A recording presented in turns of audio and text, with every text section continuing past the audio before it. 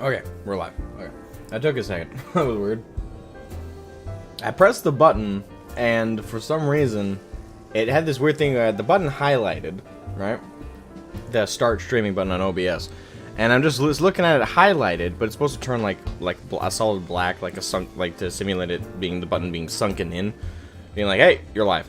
But it was just in this middle gray highlight tone the entire time. I was like, did it register? I clicked the button, and for like a minute and a half there, nothing, just nothing. And now there it goes. Now we're live. I know. I guess it was processing something, probably something to do with GPU. I guess. Anyway, welcome to the stream, my wonderful, amazing friends. How's everyone doing today? 13 Blade, welcome, welcome, welcome. Welcome back. So yeah. Oh, by the way, Super Side Swiper. What in the hell did any of that ending have to do with Omega?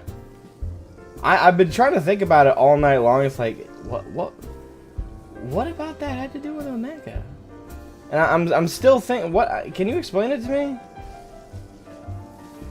Like, I don't see any or hardly any connection to the events that led up to the finale of 5.0 and Omega. Like, I don't see any crossover.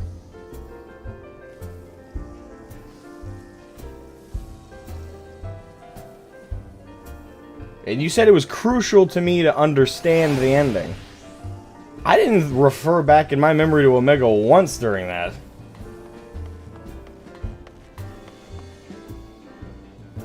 So I'm lost. Hey, Gravedigger27, welcome to the stream. Welcome, my friend. Hope you're doing well today. So never finished Omega? Really? I recommend you do. It's a good raid. Alpha is best burb. Love. See, if you don't believe me, I have my wind-up Alpha. There he is. He's adorable self. How are you, Alpha? You are amazing. I'm still racking my brain about, like, what? Now you will want to do Eden raids. Someone said I need to do the Eden raids before 5.3. Does that mean we have to do it before 5.1? Because my thought was we get through 5.1 and 5.2, then do Eden raid, and then do 5.3. Unless 5.1 and 5.2 would benefit from something in Eden raid, right?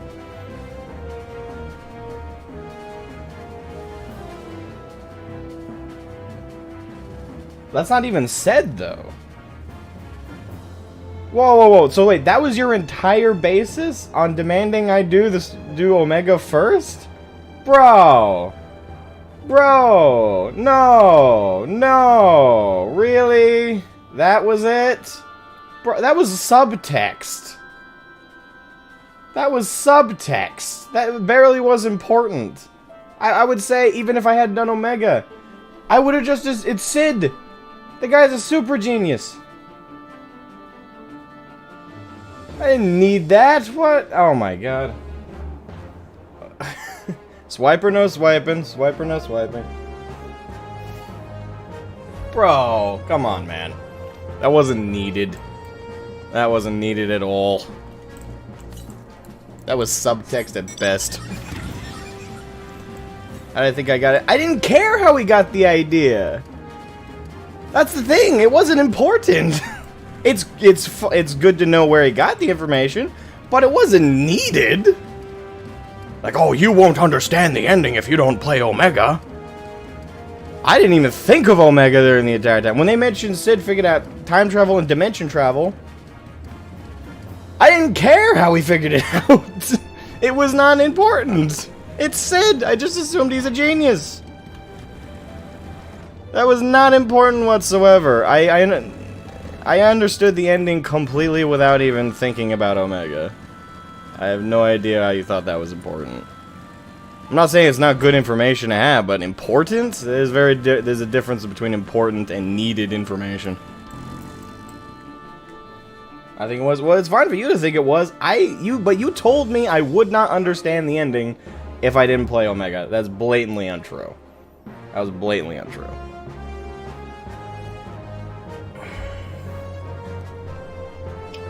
All that over subtext. Really, man? Come on. Ah, whatever.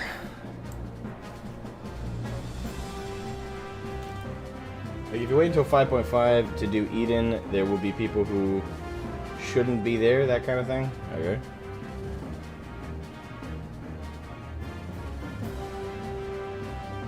That one. You must think I'm incredibly stupid, bro.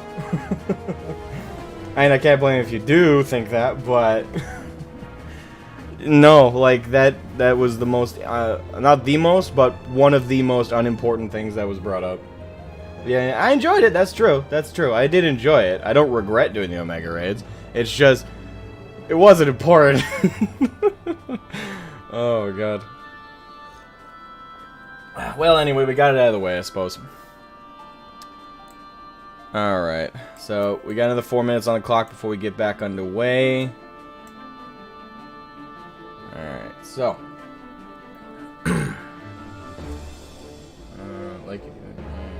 I would definitely do the Edens before finishing 5.3. Okay.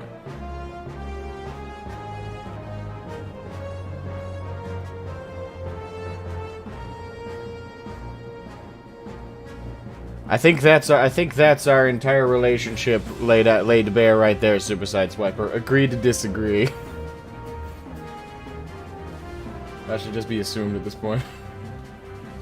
You have a very specific worldview. I don't have my hair in a ponytail today because it's all scraggly. I'm trying to not loose, but eh. So if you want to know more about COD. Oh, COD. Okay. I should do the Invalus raid sometime. Not mandatory, but there's some good info there. All right. I'll probably do the Invalus raids. I might do the Invalus raids off stream if they're not like, I don't know, crucial, I guess.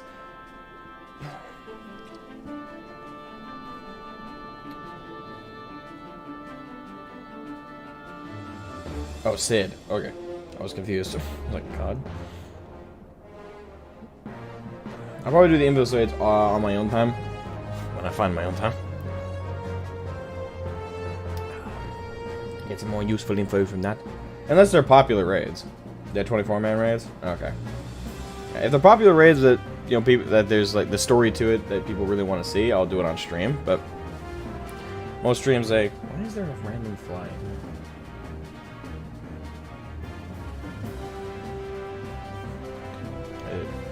Random flying around.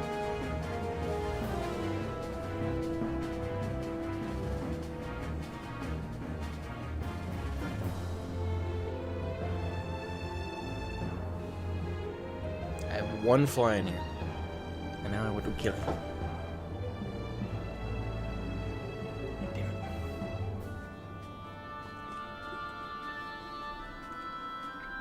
Well, wait.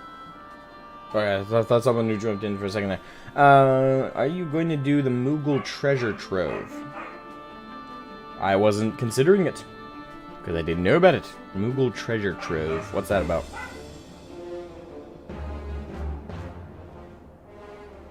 Also necessary. I know the Invalus raids are necessary for Baja.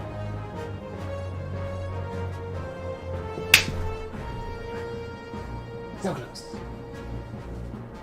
My goal is to kill that fly, so he stops being a bother. Someone left the window open, I'm pretty sure. Probably me. FFXIV, welcome to the stream. Hope you're doing well, my friend.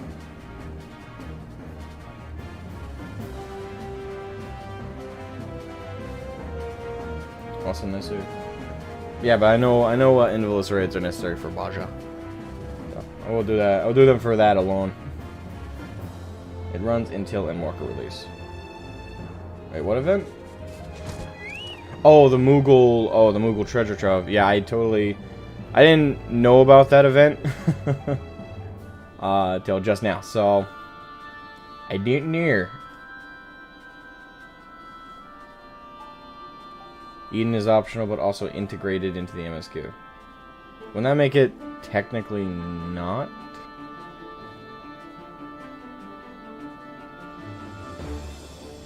I guess it depends on what you mean by integrated.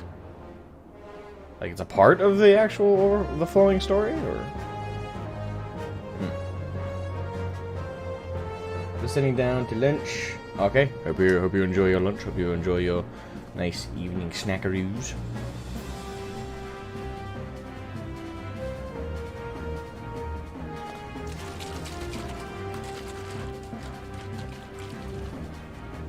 I'll see. Okay. Dimitri Ion, welcome to the stream. I'm doing well, my friend. Finally, that damn thing sold. I swear to God.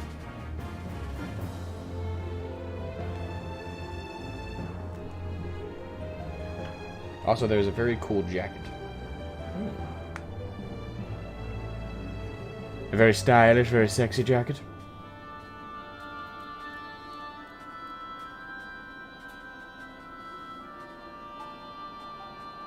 Right, explains the balance of ether. Okay.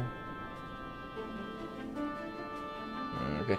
Alright, so we're at the 11-minute mark, guys. We're gonna get underway here. And, there we go. Righto, righto, righto. Today feels like a Tuesday, but I know it's Monday.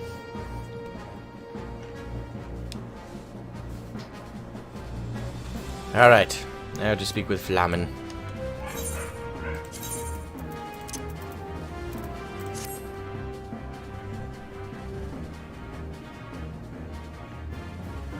There we go.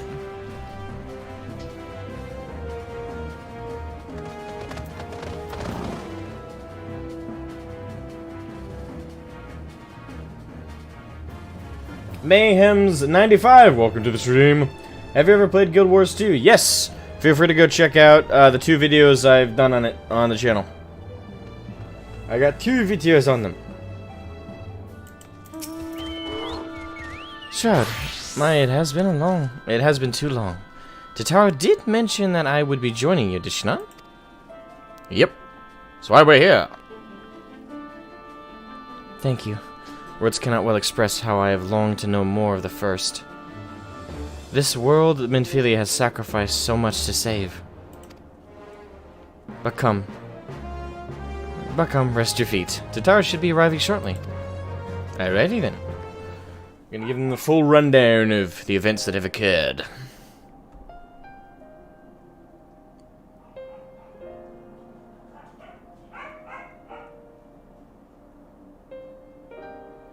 And so Minfilia chose to pass on her gifts to the next oracle. This girl who Thancred named Reen. To have such a burden thrust upon her as a child, only to embrace it when given the choice. In that respect, they are quite alike. It would seem her legacy is indeed in incapable hands. Shroud, might I ask a favor of you when you next return to the First? To tell Reen what I cannot. To tell her, thank you.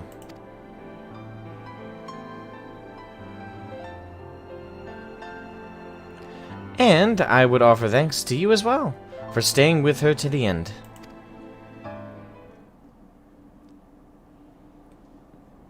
Begging your pardon, but could I have a word? Ah, okay. I'm sure it was. Real? I hope you're here to tell me you've received word from our helper. I wish. Nay.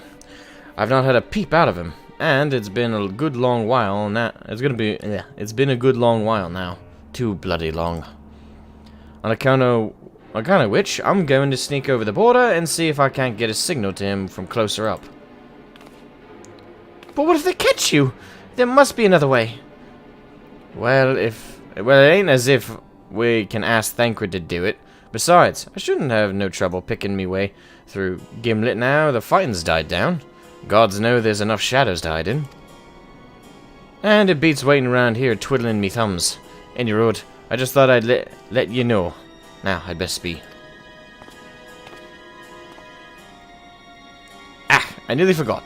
Cryo's at the stones, and she wants a word. Something to do with the patients. She was getting ready to examine them again when I left.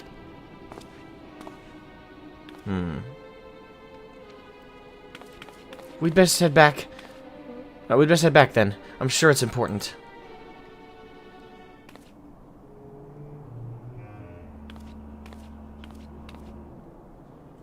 Will do. Been debating which MMO to try. Played some New World, but it's quite shallow and lost. I haven't played New World, so I can't comment, but my friends have, and both of them have quit the game already. I don't know. That's a pretty bad sign to me. Yeah. I haven't heard a lot or really any much good, because that's words. Any much good about New World.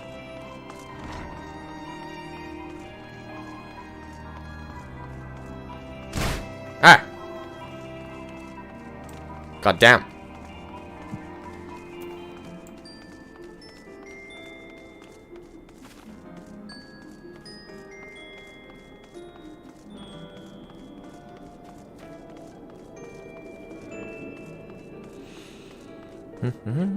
Yeah, so we're gonna do the bits in the stone with the MSQ, and then we're gonna switch gears to the Dark Knight quests once we get our first quest that leads out of Mordona.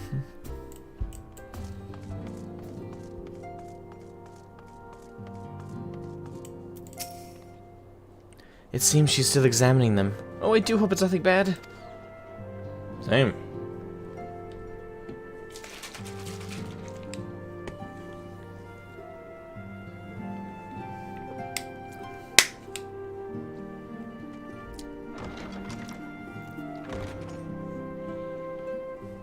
You're here. Good.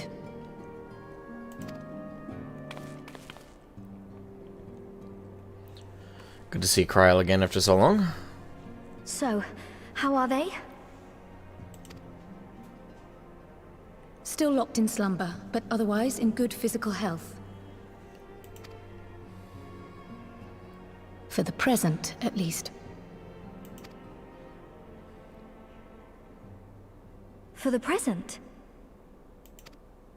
Oh, Oh no, is something wrong with them?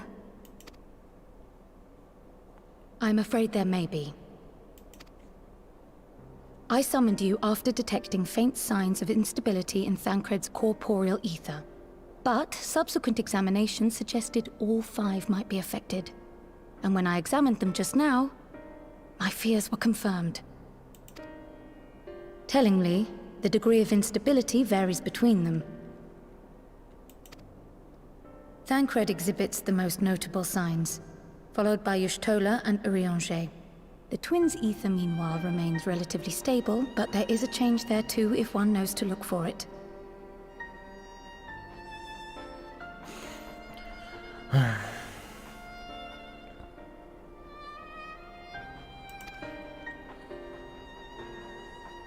Hold on. Isn't that the order they were called away in? it's the length of time they've been away. Indeed. Which leads me to believe the instability will only increase with time.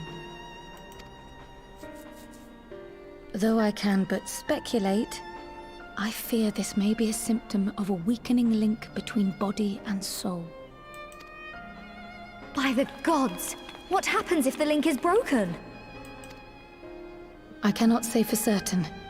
This is all unknown territory to us. Yet whatever happens, it cannot be good. Best case scenario, if the connection between their body is cut, they're stuck in the first and they cannot come back. But they can still maintain their physical forms there. Or physical forms. Worst case scenario, they die. Actually, worst case scenario, they die, but in the way that they die, even their ether is completely dispersed. Meaning that they don't even get absorbed into... Yeah, let's hope that's not the case.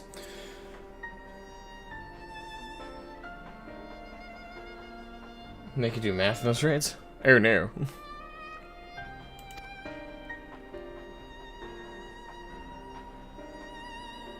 Mercifully, the instability is still only slight.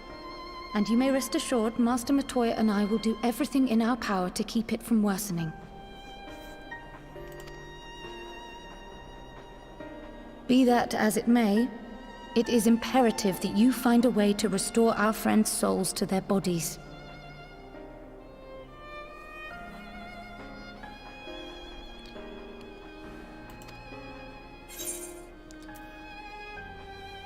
Leave it to me. No rest for the righteous. It's true. It's true. There ain't no rest for us. Not any day now. Thank you.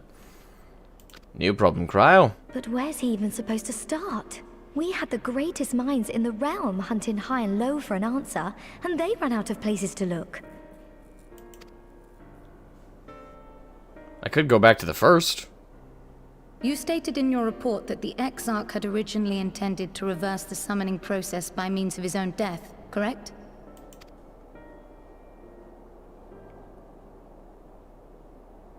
Raha always was a reckless young fool, ready to die for the first righteous cause that came along.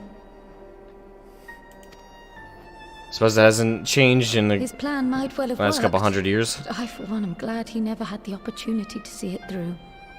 Even if it does mean our friends must remain stranded a while longer. There is another way, I am sure of it. And the key lies with him, with the Exarch. Pray return to the first and apprise him and the others of the situation. I figured we'd be going back to the Meanwhile, first. we'll do what we can from here. And, if the fates are kind, we will have good news to share upon your return.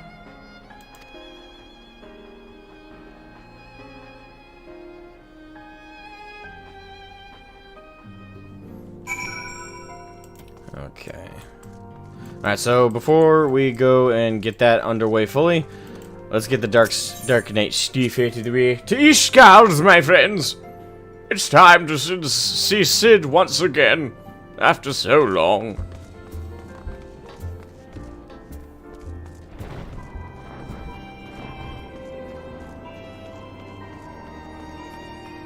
Alright, now. Ishgard, Ishgard.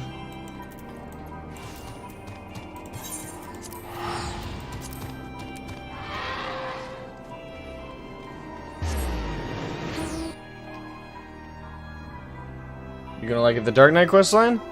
And I assume so. I've loved the Dark Knight quests up to this point. Yeah. Ah, Ishgard. It is good to be back.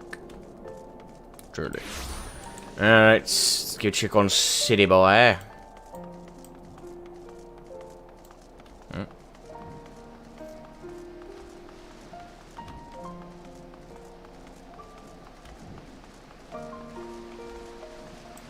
Been a while since I've been here, hold on. Forgotten Night. That is. Zoom.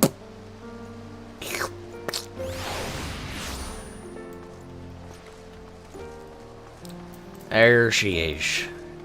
The old forgotten night.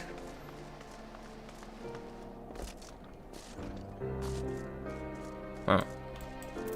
It's just labeled a regular side quest.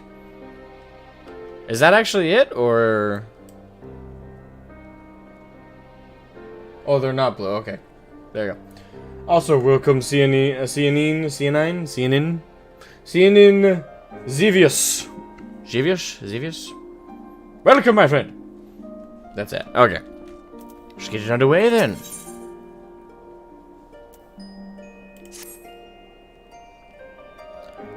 Ah, Shroud. It so happens I have a letter for you. But before we talk about that, mind telling me what you've been getting yourself into lately? You and your scions, I mean.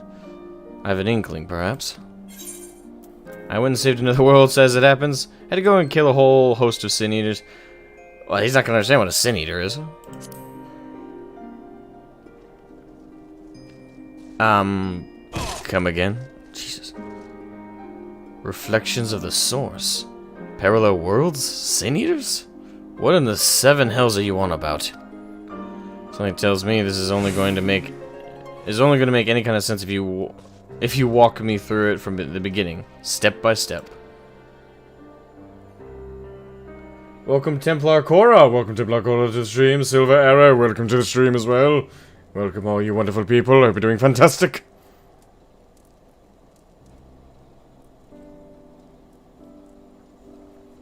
Right then.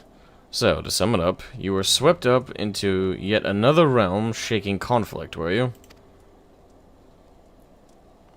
Well, of course you were. You've an insatiable hunger for it, don't you? And, even when you bite off more than you can chew, you refuse to let go. What?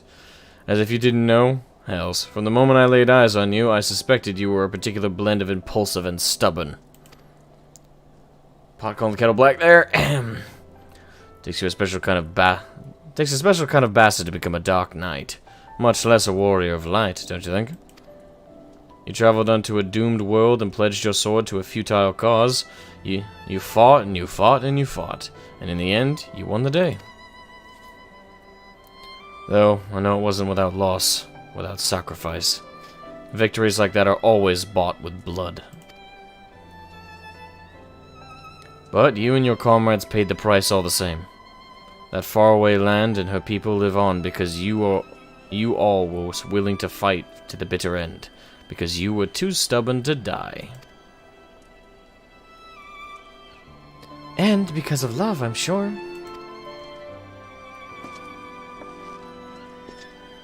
Being grim and dark will only get you so far, don't you remember?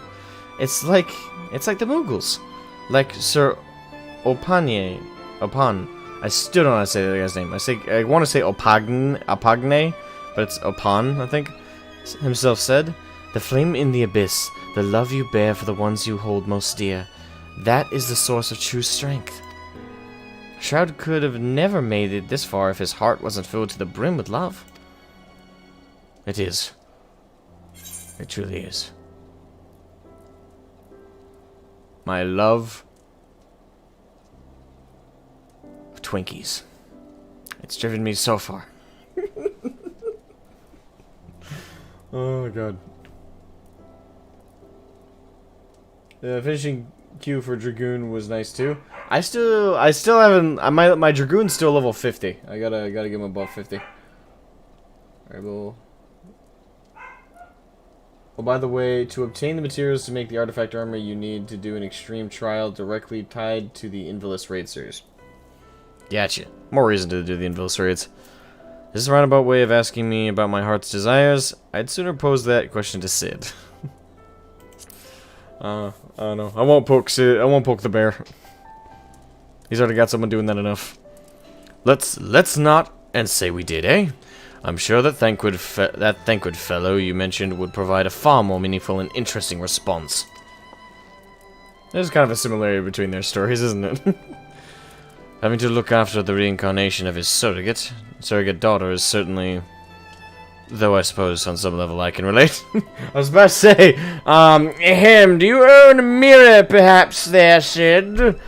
If you do not, I have enough gil to afford one for you, if you just want to, go pick it up. I'm just saying.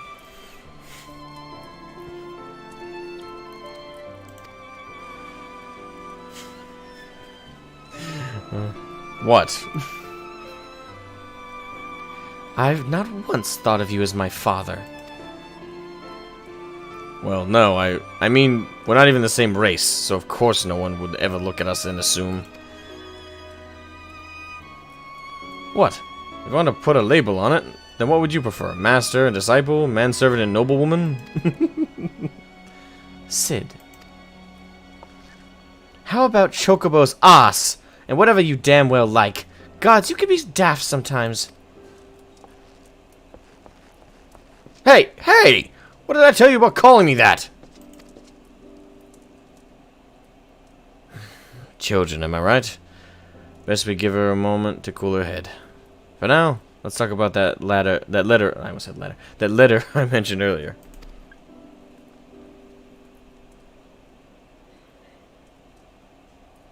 It's addressed to you, but who penned it I cannot say. It was delivered to me by a young woman of the Broom. Lunny, I believe her name was. She said she'd seen us with you out and about in Ishgard before, and reckoned that if she left it with us, you'd eventually be around to pick it up. Before you ask, no, I have not taken a peek, so its contents remain a complete and utter mystery to me. As for the sender, you'll have to pester Lunny at the holy stables if you want to know more. Now, if you'll excuse me, I have an angry girl to mollify.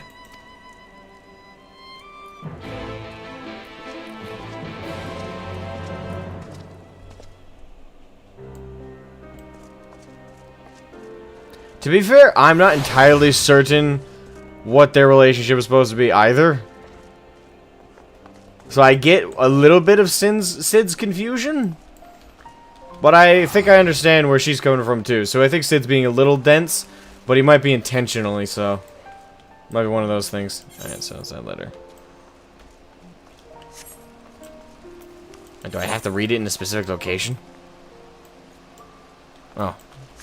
Oh, it's still on the table, that's why, okay. He seems to be an isekai MC. Yes. Yes, yes. Though his harem's rather small at the moment. Must be only episode 1 or 2. Within the sealed envelope is a paper, which you unfold to find a message written in a strangely familiar scrawl. Shroud Scythe, you'll forgive me for the sudden correspondence and the secrecy. You helped me in a way, once upon a time. It's past time I said as much, and so, here we are. Feels like a lifetime ago, come to think on it. You've been through quite a lot since then. Accomplished incredible things. I'd like to think that, in some way, I was a part of your journey. Far from the best, no doubt, but for me in my own journey, I think it's safe to say that you've been, well, there's no suitable words to describe it, really. I've done things, made decisions. Looking back, I can't help but feel more than a little foolish, but such is life. We have to seize what few opportunities we have for closure. Even if it is through the written word and not face to face. So wherever you are, I hope you're happy. Still fighting, still adventuring, still doing what you love. Be well. The letter bears no signature or any obvious clues as to the author's identity. Perhaps Alani can shed light on the mystery. That would help. I'm curious now. You've sparked my curiosity. You sure is edgy enough. And not every isekai protagonist is edgy, only most of them. Okay, so where are we going? Literally right over the stable side. Sky Steel Manufactory. We'll skip about a little bit.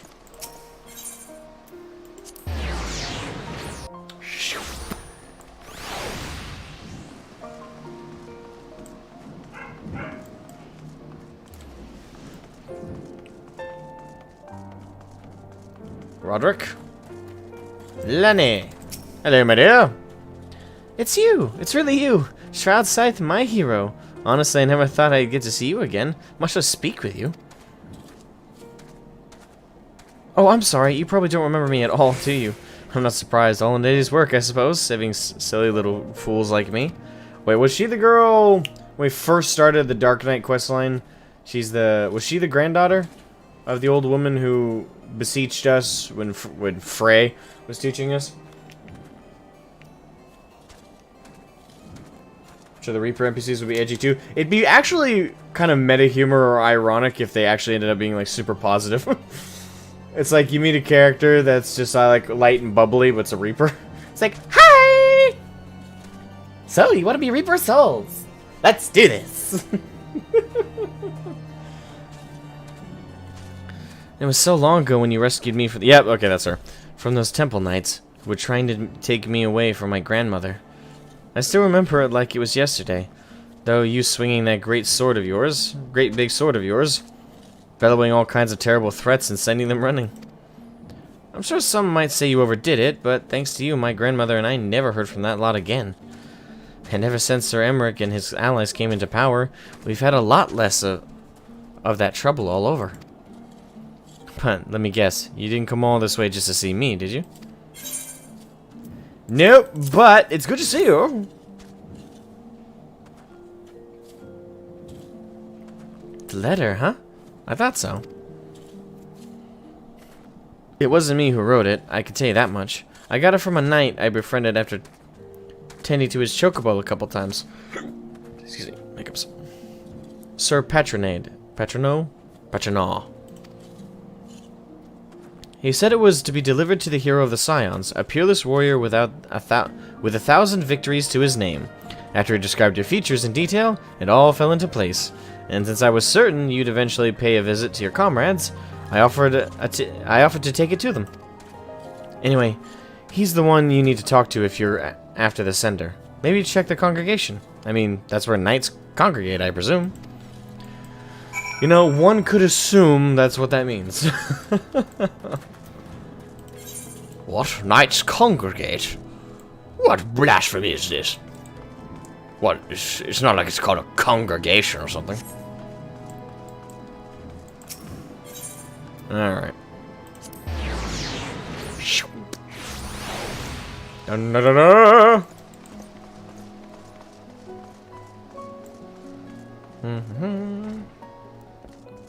Oh, I know. Whoops. It's the other building. Listen. Alright, there be the stairs. Alright, and we must find the letter sender.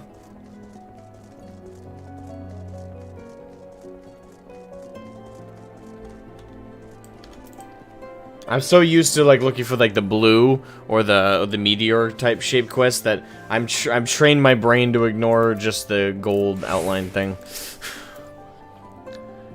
You how? Actually, I had a cough there. How may I be of service to you, Master Scythe?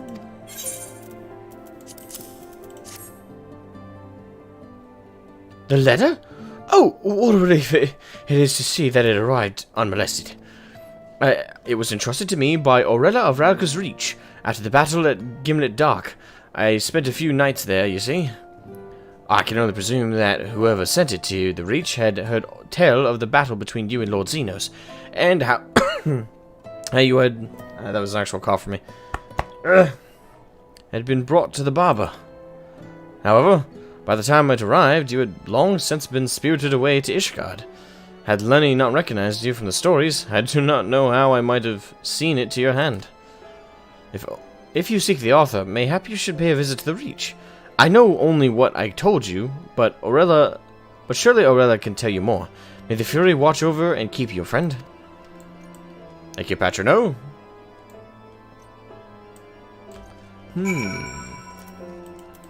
So letter to letter to letter to letter, letter to letter. We're going to person to person to person. We're following this trail all the way back. Yay, Lunith Wolfwood, welcome to the stream. Are we doing fantastic, my friend? Doing absolutely godly.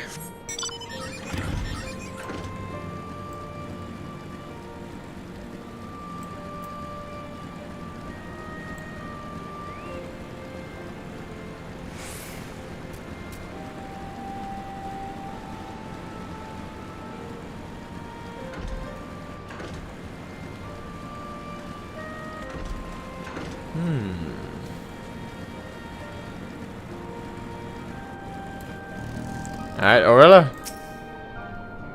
A pleasure to see you. Lost that long-haired boy of yours again? Nope. This is about the letter, is it? It came with a shipment of supplies from Little Alamigo, as I recall. I can only presume the sender was hoping that Commander Hext would see it to you personally, but I'm not surprised it escaped her notice given the chaos of the Gimlet Dark and after. It found its way into my medical supplies, and as you well know, I decided to let the Ishgardian Knight take charge of its delivery. In any event, I advise you to continue your search in Little Alamigo, and if anyone there knows aught of the letter's author, it would be Gundebold. This is gonna take us literally all over, isn't it? We're going all over the place. Is it just that one quest, or is there a chain of quests like we're used to? Out of curiosity.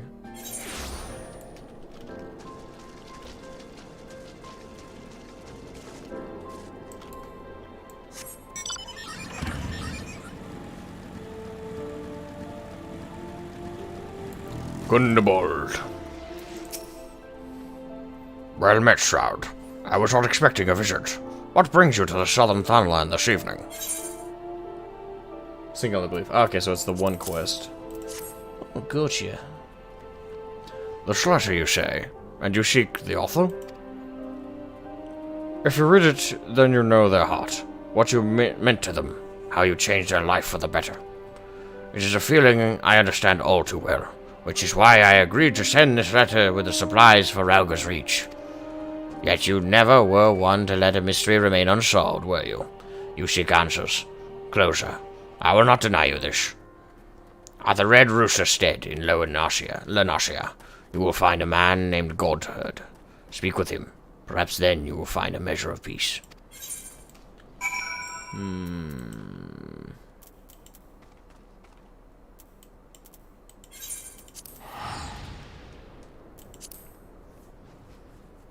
Just the one. Okay. I see. That's all quests. Like all the classes, like they have their role quests in Shadowbringers, and then they have the one personal quest once they finish up the core expansion. Although I haven't unlocked flying in every zone in Novarant yet. I didn't have time to do that last night like I had hoped, because all my time went into getting both those videos that I uploaded today done, which took a hot minute, not gonna lie. So in certain areas, once we get into questing for the patches, certain areas are going to be unfortunately a bit longer to traverse through because I didn't get flying unlocked. We go sort of mention Frey if you talk to her again.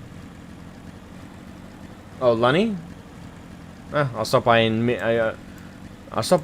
talk to her again. I was under the impression that at that point Frey wasn't visible to anyone but us.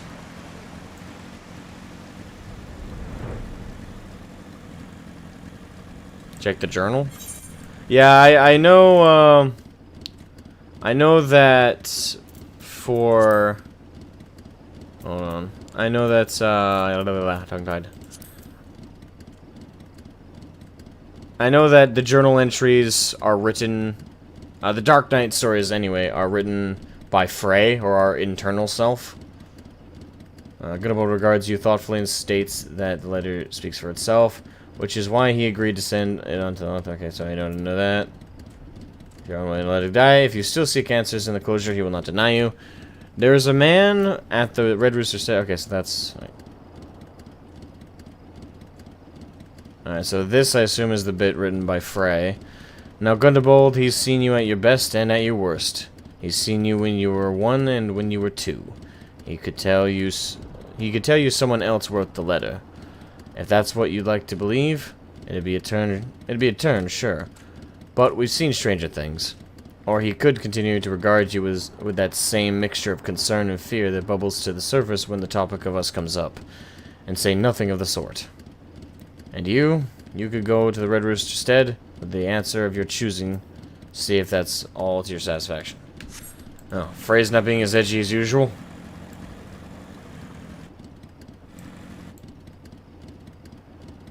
Just not sure. Didn't think you'd be streaming today? Why? I stream every day. Except for Saturdays. But welcome to Shadowbringers. How are you? No, I don't wish to join the fate. I'm a little over-leveled for that.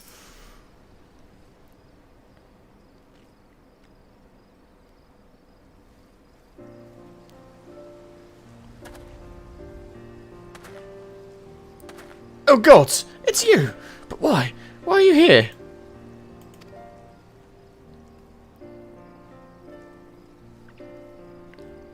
You really don't remember any of it? The Cocoon Bandits? Oh, it's this guy. A certain merchant who may have overstepped his bounds just a trifle? Okay, that's who it is. You were a right bloody mess when you returned to the dry docks with my wares. I do mean bloody. I say, is none of what I'm telling you ringing a bell, really? No, I know. Maybe our character doesn't, but I know. I remember. Not even the part where I refused to thank you and demanded that you pay me restitution for the property you yourself returned to me? Well, seeing as I've already confessed it, I may as well reiterate, it was me. That was just the beginning of my bad luck, as it happens. A string of bad decisions left me in debt to some very unforgiving fellows. Before I knew it, they had me taking damn near everything I owned. I was friendless, penniless, hopeless. And let me tell you, running afoul of the Warrior of Light had not done me any favors either. There was a time when I couldn't help but blame you for all my misfortune. And then one day, when I was rummaging through my meager possessions, I had an epiphany.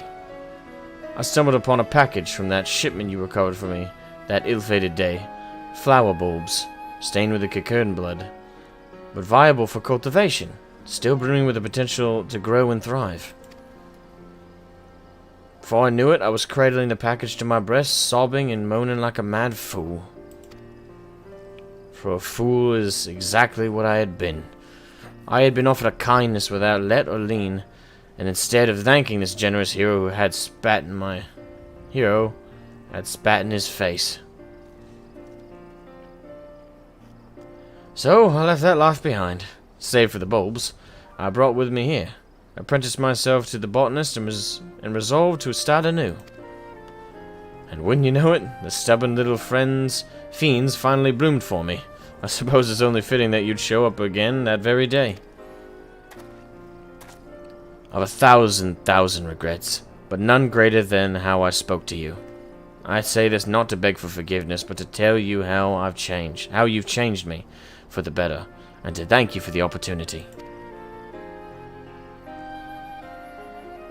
Yeah, it's good he grew up a little bit, learned from his mistake. I do have one request. If you're amenable to it, I pray you accept a flower, one of the precious few that was bloomed. A token of my heartfelt appreciation for my personal savior. Admittedly, this particular breed is perhaps best suited for funerals and farewells. But if you'd rather not keep it for yourself, perhaps there's someone else you might welcome it to. I can think of a few.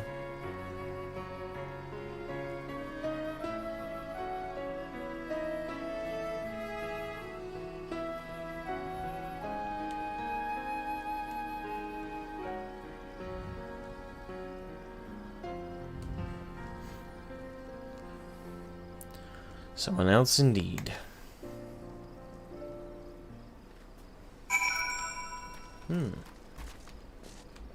La la la la la la. Oops. Alright, so I have to do that in a specific location? Yes, I do. That's to come Dragonhead. Away! The pattern was stream day, the video day. That was the pattern. I changed it up the beginning of last week, as I recall. Jeez. Lady, it must be cold here. Alright, so let's go meet up with Frey. We will call to our buddy within our souls.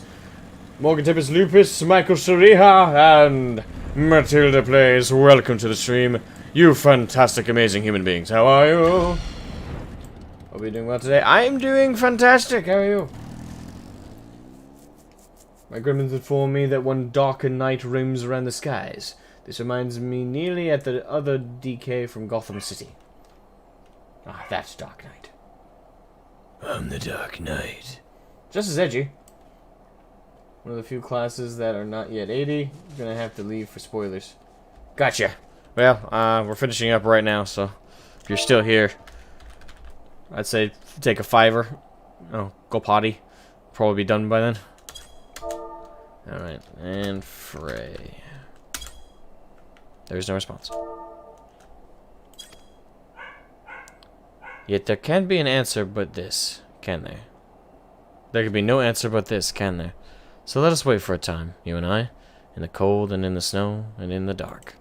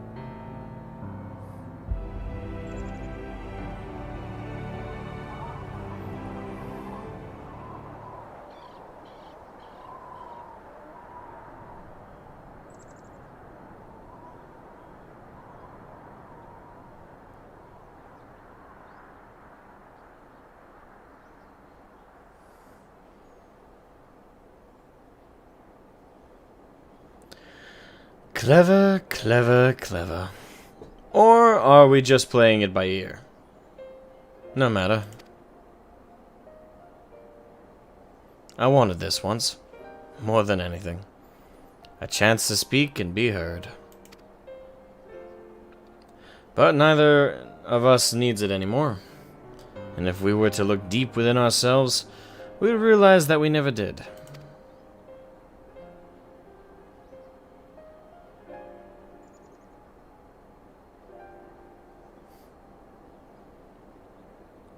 We are the stories we tell ourselves. The brave hero, the tortured soul, the altruist, the pragmatist. They will tell you who they see, but you, and you alone, know who you are. For I speak only for myself. If you find comfort in my words, they are yours for the taking.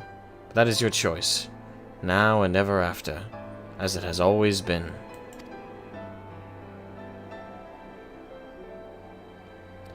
Now comes your part, to cloak yourself in the fiction, to breathe life into the dead, to give a voice to the voiceless. As we did together that day when you gave us our answer.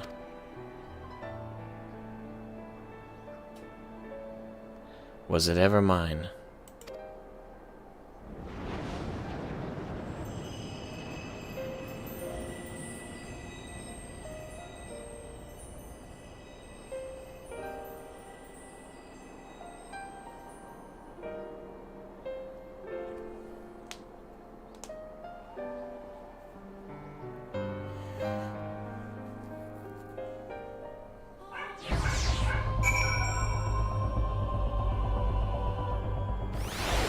I like that. That was pretty cool.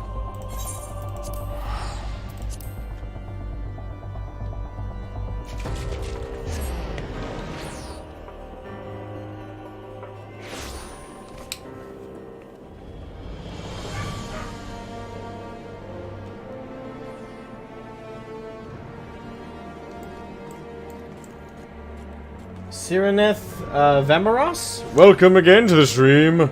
And again, Ishikawa's amazing writing skills shine through. And that woman is going to go down in history as one of the greatest writers ever.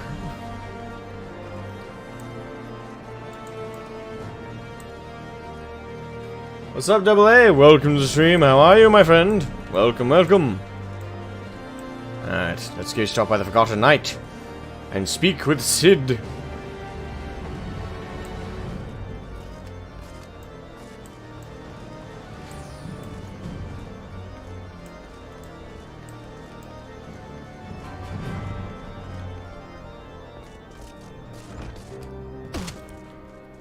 La la la la. Welcome back, Shroud. As you can see, Riel and I are getting along swimmingly, so you needn't worry about us in the slightest. Not one bit. So, what of that mysterious unsigned letter? Did your grand search for answers lead you anywhere interesting? An old acquaintance? Closure, perhaps. An old acquaintance. Is that so? Well, glad to hear it, I suppose.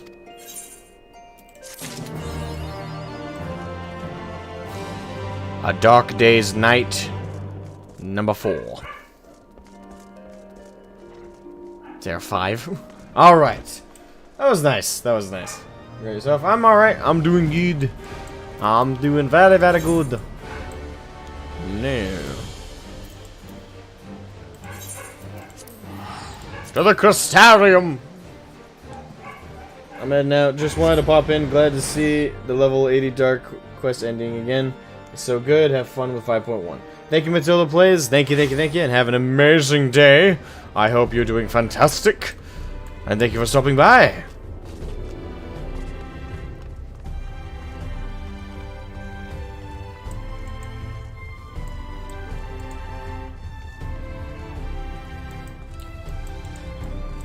Check the Dark Knight Journal for a surprise.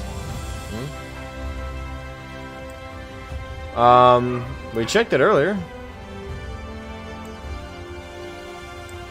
And I can check my complete.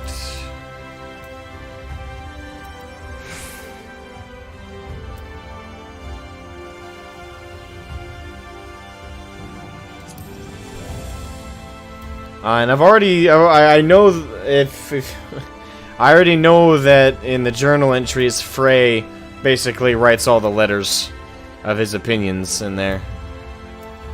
Lancer, Marauder, Pugilist.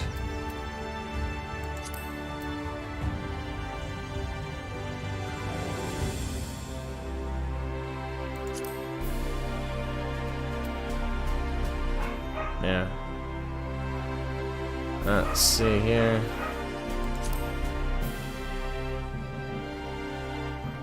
Yeah, I already know Frey leaves us basically his entire inner monologue in here. I found that out a while ago. Final bit of cheekness.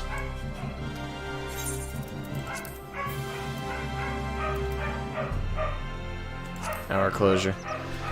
After sparing a few moments to chat about your extraordinary adventures in the first, Sidurgu informs you that you have come across specific. Okay. But if you're reading this, then you know how the story goes, don't you? So now comes the choice. Hold the crystal close, that we may enjoy these moments together, or put it away and pretend I was never a part of it. That I was never really here. Shroud Scythe, you'll forgive me for the sudden correspondence and the secrecy. You helped me in it. Okay, so that's the letter. The cryptic letter speaks for itself.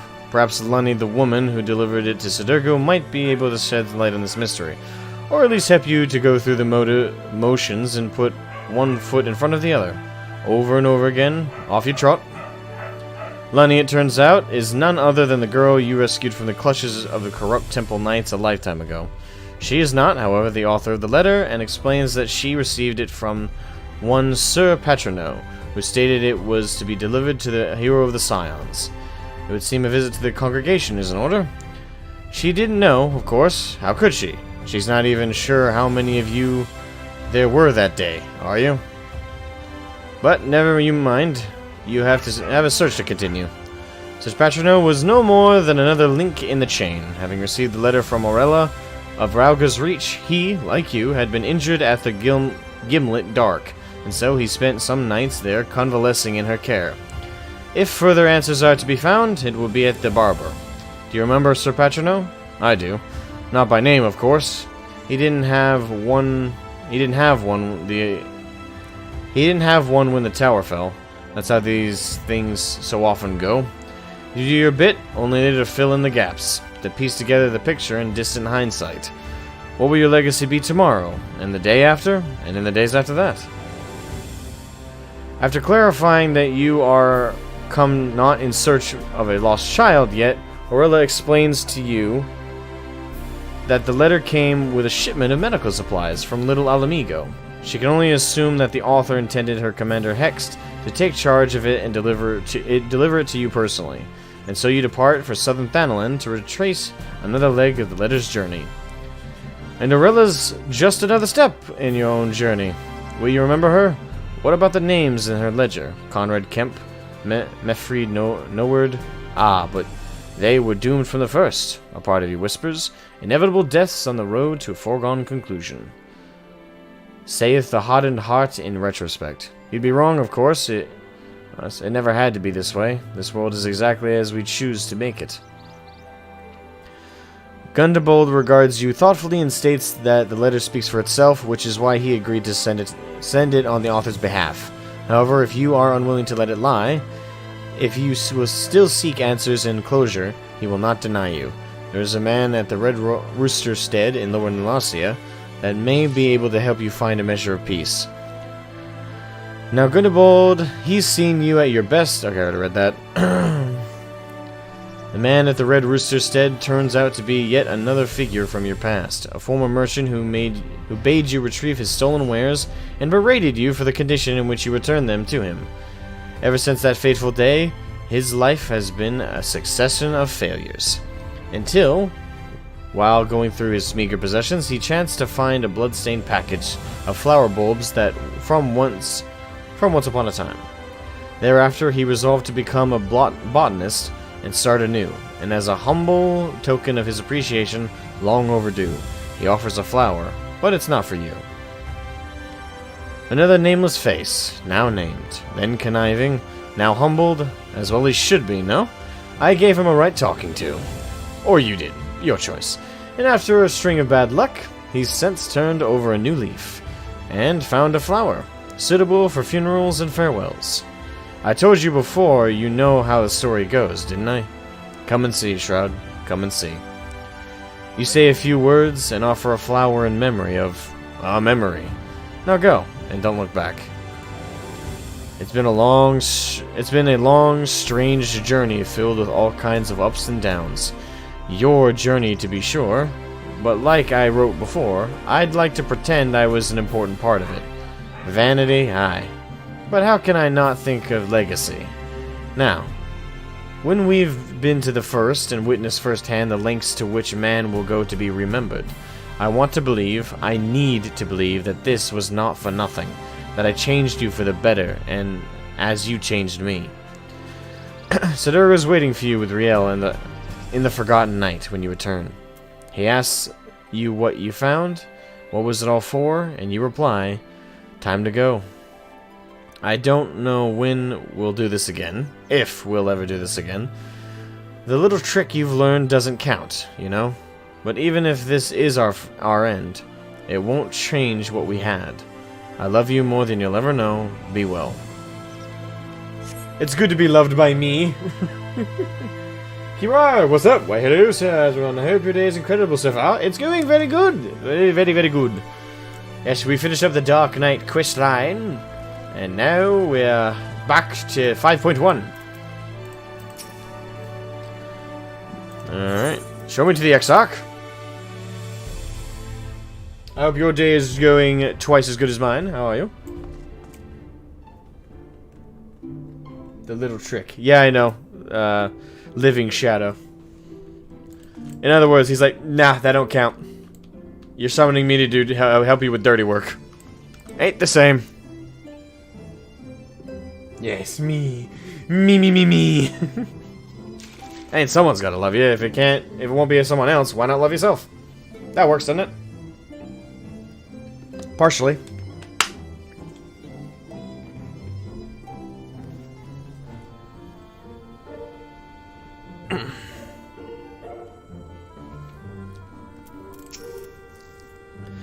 Ah, Shroud, you have returned. I hope your time in the Source was suitably restful.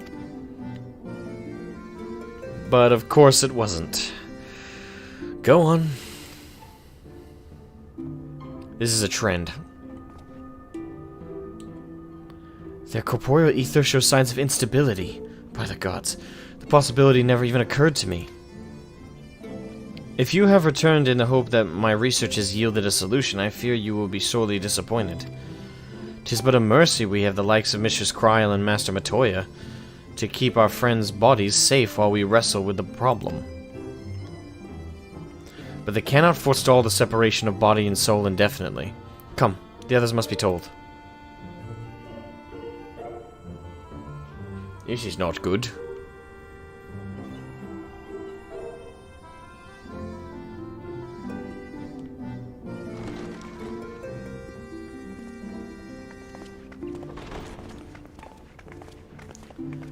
Alright, the Avengers have assembled. Unfortunately, it's for incredibly bad news.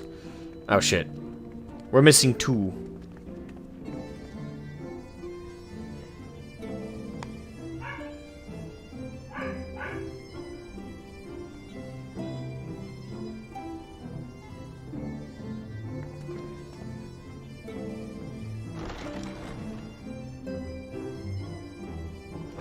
Ah, 3. 3. Pray excuse my... I was thinking of Urianger and Thancred, but I forgot Reen. Well, I didn't forget Reen, it's just I didn't count her in the Scion number. Because she's not one of the ones that has their soul kind of having an issue. So, 3. But now we're only missing 2. Will Thancred and Reen not be joining us? Apparently not. Nay, milady. With apologies to all, they beg leave to pursue their investigation of the empty to its conclusion.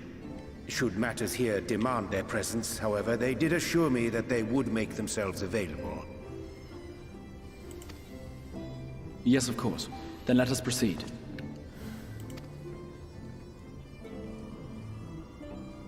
I think it best that you begin by providing a summary of Mistress Kryle's findings. Yeah, y'all gonna die if you stay here too long.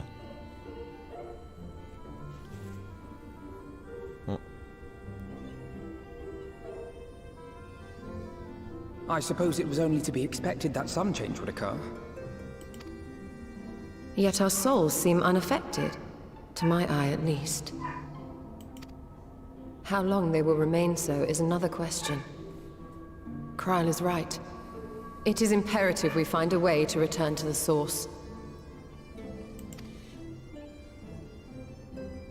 Perhaps an explanation of the method by which I brought you here will yield some inspiration. That would help. Ere I begin, it must be noted that I am by no means a gifted mage. In order to employ powerful magics, I must rely upon the Crystal Tower and its boundless reservoirs of energy. The magic that summoned you was no exception. 'Tis a singular spell, adapted through painstaking effort from the technique that transported me to the First. To use an analogy, it works by cutting a hole in the fabric of reality. A hole tailored to the object of summoning, through which it and it alone may pass unscathed. Though I succeeded in creating said hole, I failed to latch onto my intended target. Instead of you, the spell found those close to you, and ended up summoning them in their incomplete state.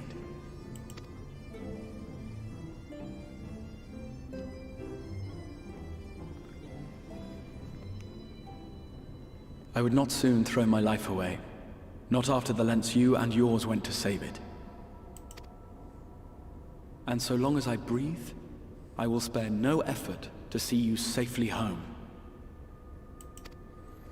But should all else fail, and your lives be at stake, there remains one sure method. Let's hope we don't have to do that. I just got you back, buddy.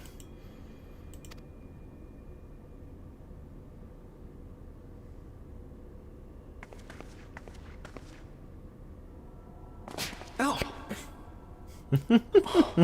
What was that for? No grim talk. How can you even entertain such thoughts? You owe your life to the Warrior of Light, and you don't get to die unless he says so. It's my decision. Can we not? Your followers await your divine judgment. I see what she's doing, though. My divine judgment. What did you just...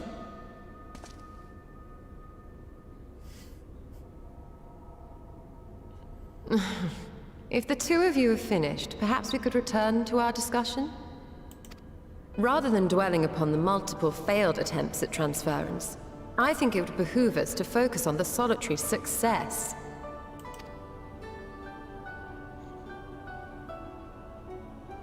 I would draw your attention to the fact that our friend can travel between worlds possessed not only of his body and soul, but his personal effects besides.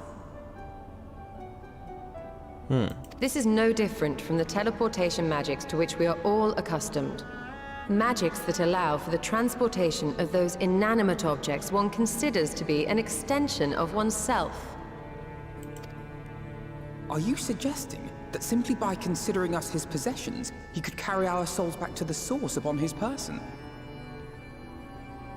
I have so many questions that brings about. So many. Well, it would be nice if things were that simple for a change. But vague notions of ownership seem a rather tenuous thing to stake our lives on. So much as a moment of doubt on his part, and we'd be left floating in the rift. It's kind of hard to think of you guys as objects that I own. Like, what? Milady hath the right of it. The requisite fixity of belief would be too much to ask even of our friend. Yet, were we to immure our souls within an object in his possession, mayhap then our safe passage could be assured. Alright, we gotta get us some White Pokeballs. oxide would, I believe, serve as a suitable vessel for this purpose. Master Balls in particular, you guys are... The massy soul of an Ascian and should house one of ours with relative ease. White Auracite? We would need only to ensure our soul's safe preservation inside the stone, and identify a means by which they might be transferred back onto our vacant bodies.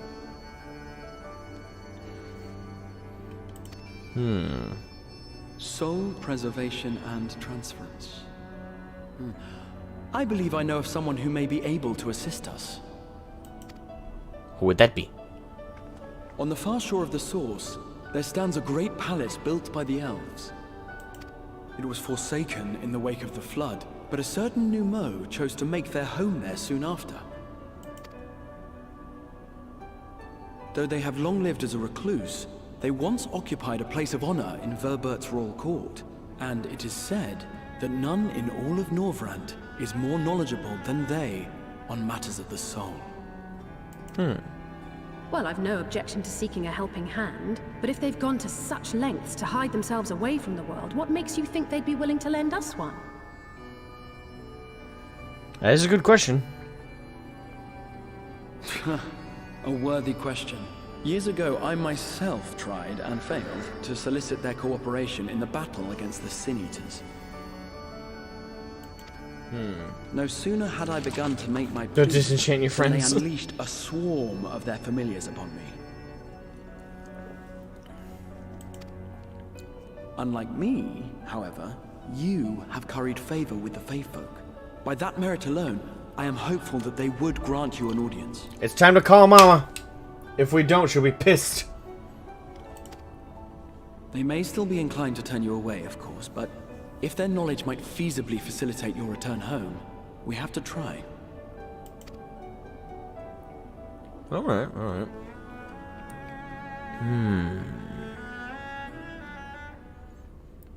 Obviously, this isn't going to go smoothly. I am curious in exactly how it's all going to go down.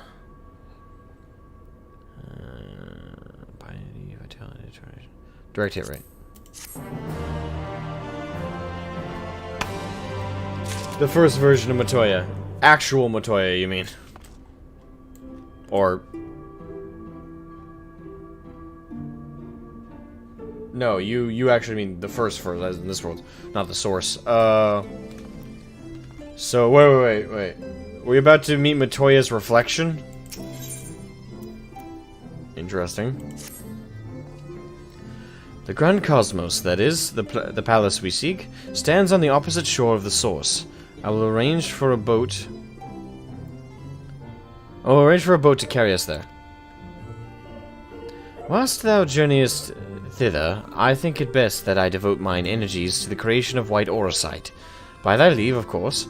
The process requireth no small amount of time, and should the Numu consent to lend us their aid, we will have need of suitable vessel ere long.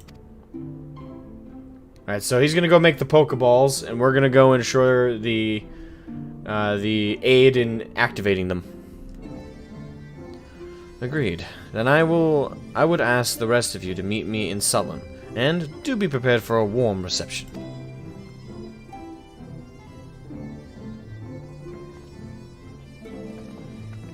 Gordon Blue.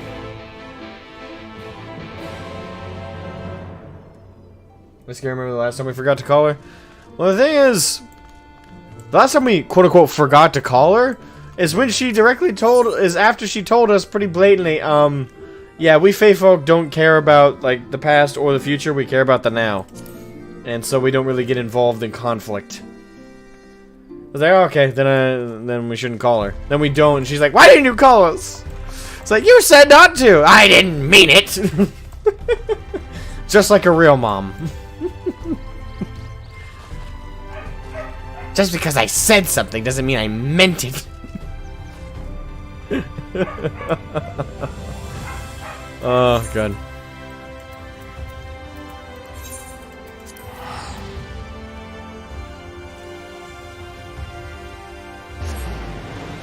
Yeah, just like recently, my mom complained for a long time that, you know, the dishes were never done, or that dishes were always constantly filling up the countertop in the kitchen. So recently I switched to hand washing all the dishes whenever I see dirty dishes in the house. as just a self-appointed chore, she gets mad at me. She's like, well, she doesn't get mad at me. What she'll do is I just tell her like, hey, don't put the dishes in the dishwasher. I'll hand wash them, make sure they're all clean and all set. I got it. And then she'll run off, and then like I'll run off and go do something like stream or something, and then I'll leave and I'll come out and all the dishes are in the dishwasher being run, or have already been hand washed.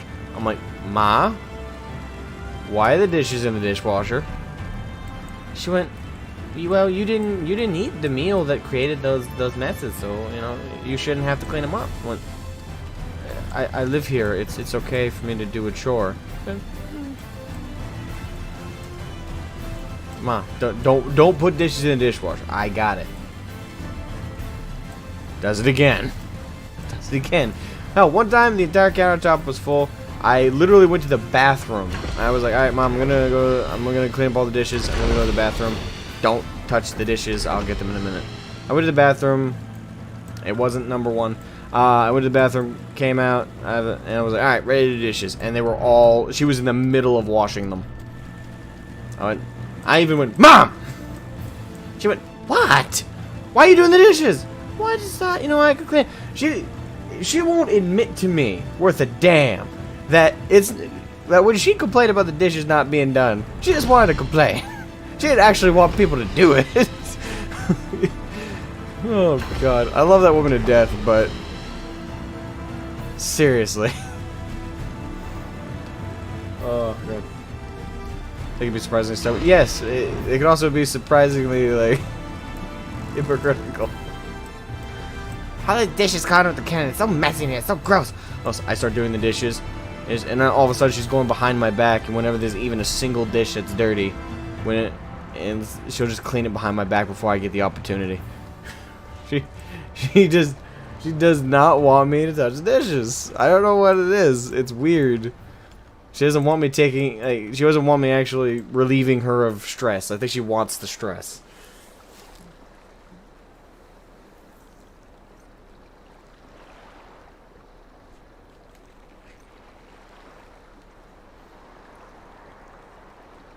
And washes waste more water.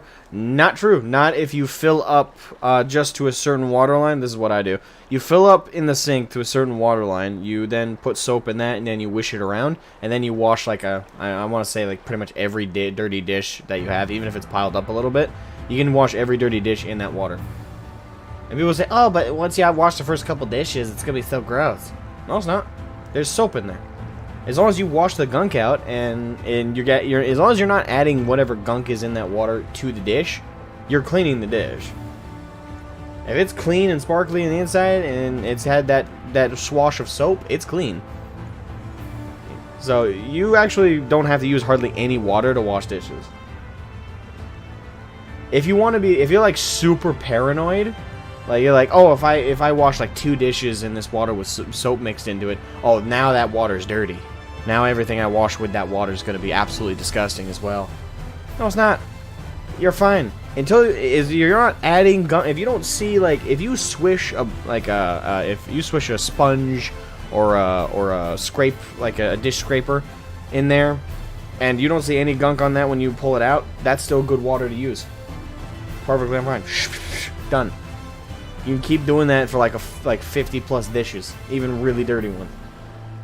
It's only when you can visibly see like gunk starting to pop up like little marshmallows in cereal.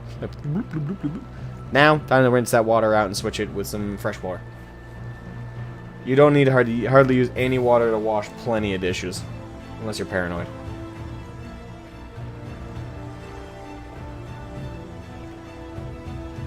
I just think she wants the recognition that she does all the work for the people she loves. She gets that recognition, though. That's the thing. She's never not gotten it. Like, my mom's not lightly praised by any stance.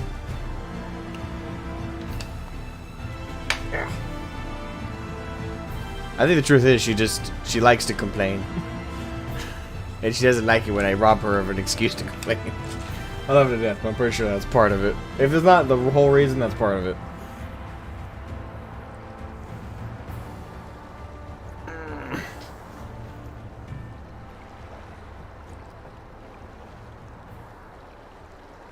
I was trained as a chemist, so this logic is understandable.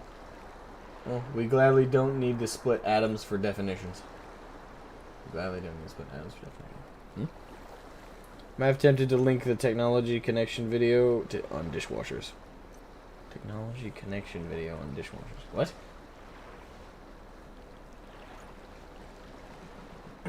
Alright. Sorry. Let's stretch my back out a little bit. Anyways, back on track.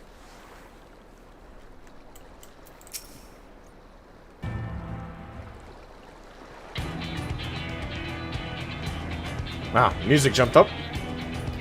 As I told you before, I had scarcely set foot on the palace grounds when I was set upon by our host's familiars, and I expect our reception today to be no different, which is why I propose we march through the main gate, weapons drawn.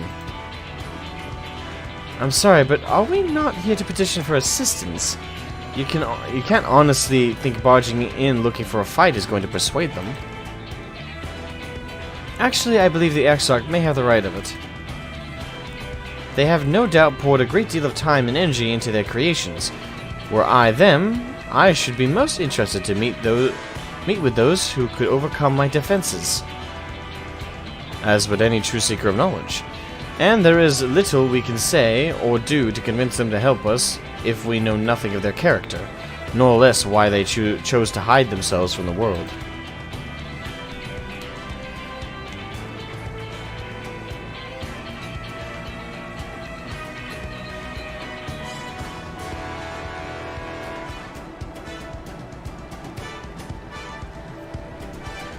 But if we could seize their interest, mayhap we can earn ourselves an audience.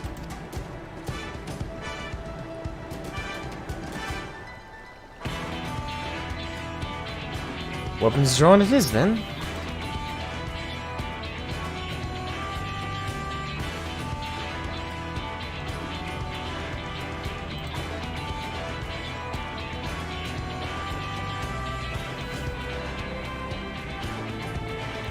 Do I?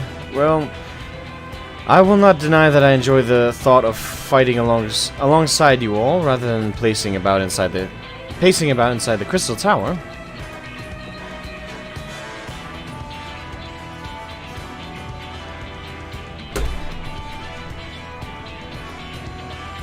Got him.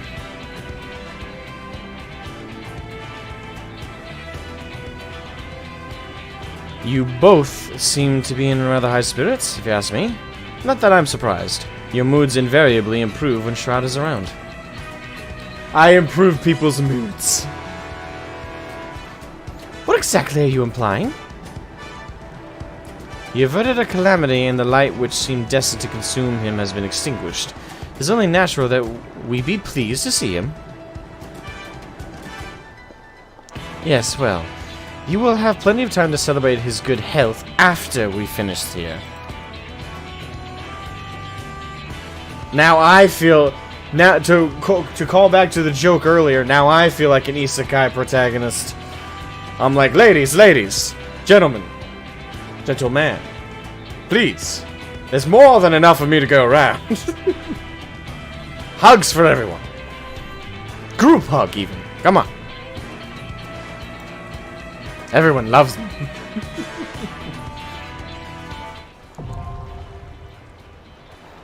I kind of see Alize and Alphino as kind of like our little brother and sister, right? That's kind of how that's how I see Alfie and Alize. I see the Crystal Exarch as our old buddy, old pal, and Estrella is another friend of ours that is very sassy and great to be around, but sometimes she's gonna be a little scary. All right, we'll use the trust system. All right. The Crystal Exarch is an all-rounder, so he can be a tank, he can be a... Alright, so... Seems like a good party right here.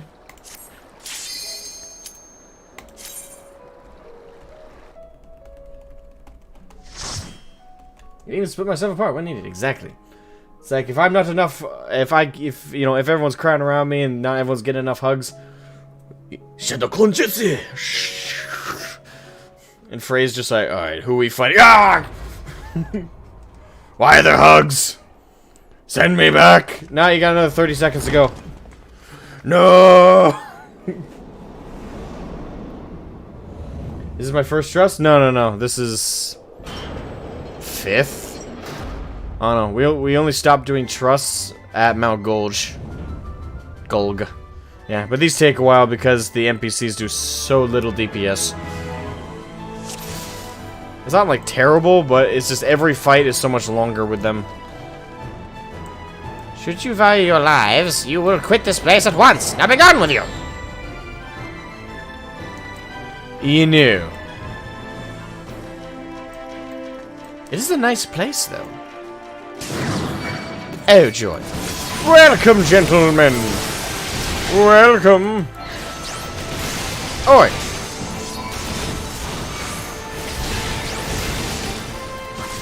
Focus on myself, not my friends.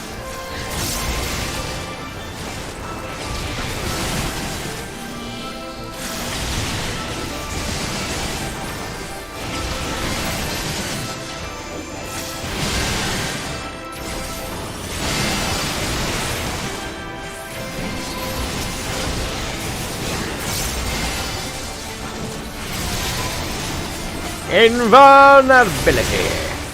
I am a dark knight. You shan't destroy me today.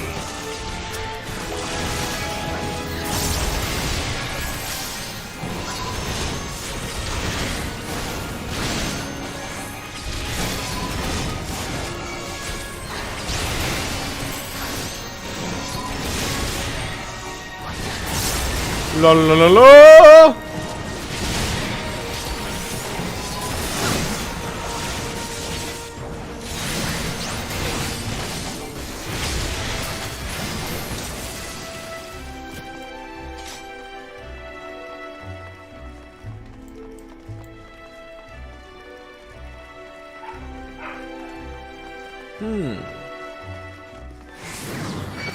Oh joy.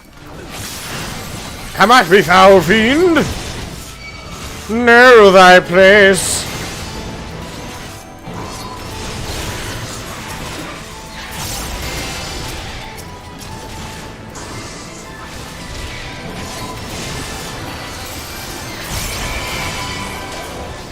I'm on lead.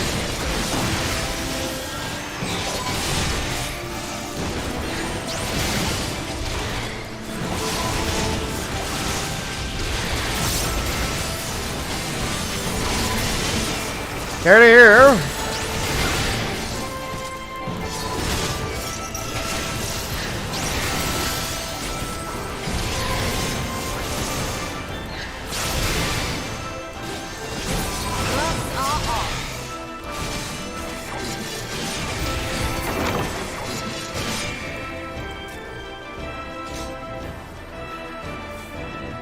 Oi! Well, that's not such a subtle hint. If someone didn't already blatantly tell me in the chat that it was this world's version of Matoya, I wonder what would be a clue.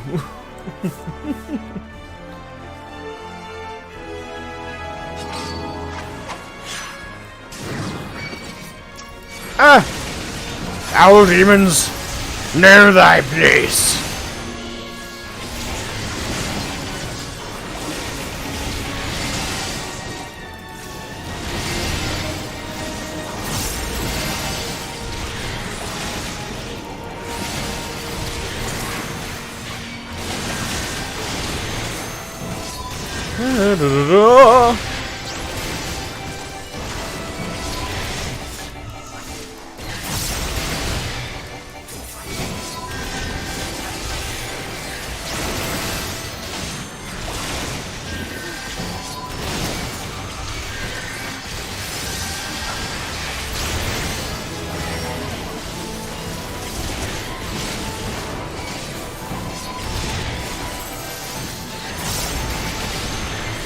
Oh, you got a license for sleeping? Sweeping? Oh no, run lads! He caught us illegally sweeping! Run!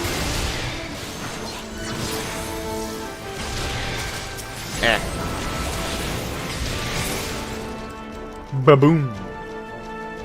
Ba-ba-ba-ba-ba-ba-ba-ba. Boom.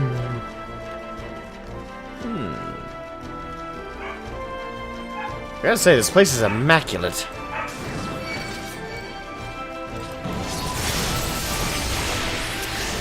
Hey Frey, you wanna get the other one?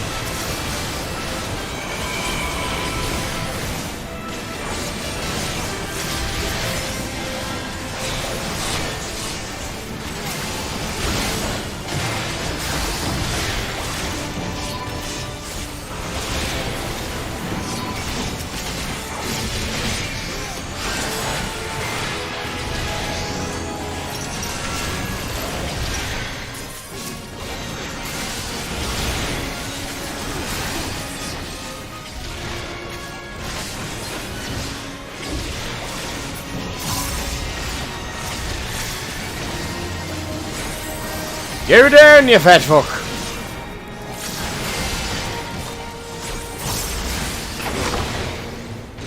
Boom.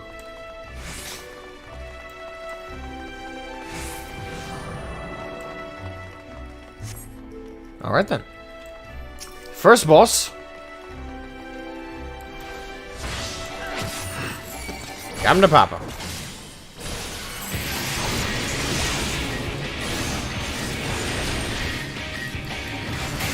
Yo! We got the music up in here!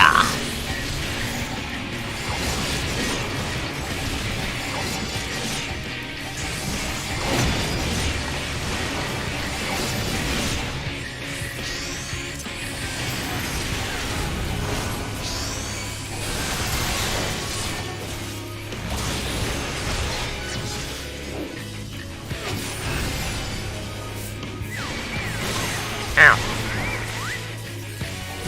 This is going to leave a mark! Yeah, no kidding.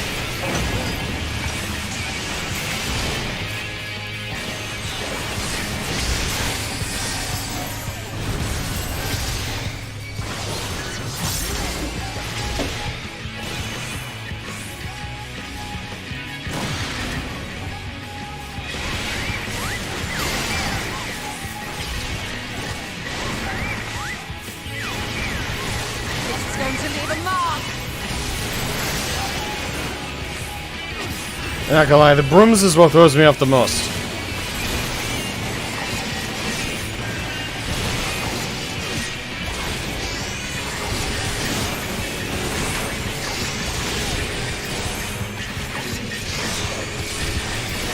I'm on. Hey, quit targeting my friends, you bitch! Again with this shit.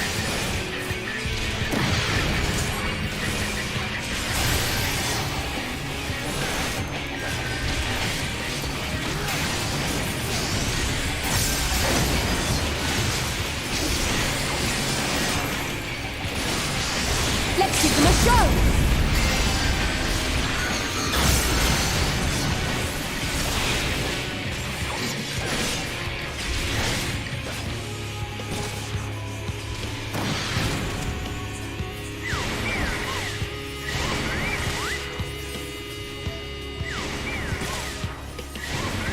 This is going to leave a mark!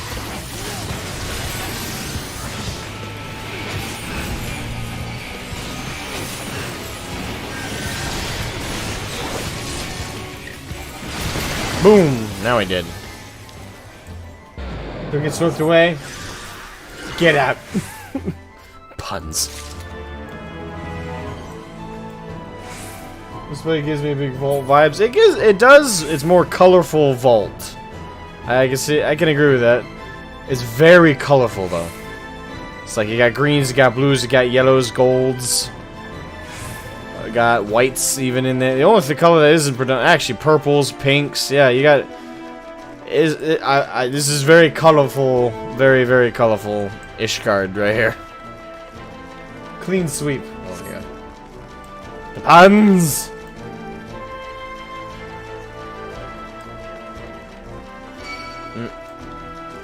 Oh, what now? Oh, bugger me. Am I really being attacked by little... What the fuck? Piglets? What?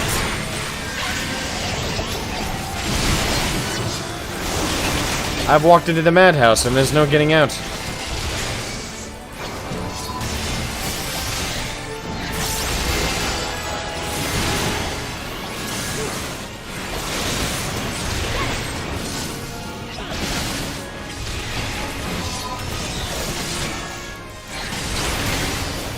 Ammon! You know the drill, you bastards. It is weird where they're like little Dumbos. They're literally little piglets flying with their ears. I've seen it all.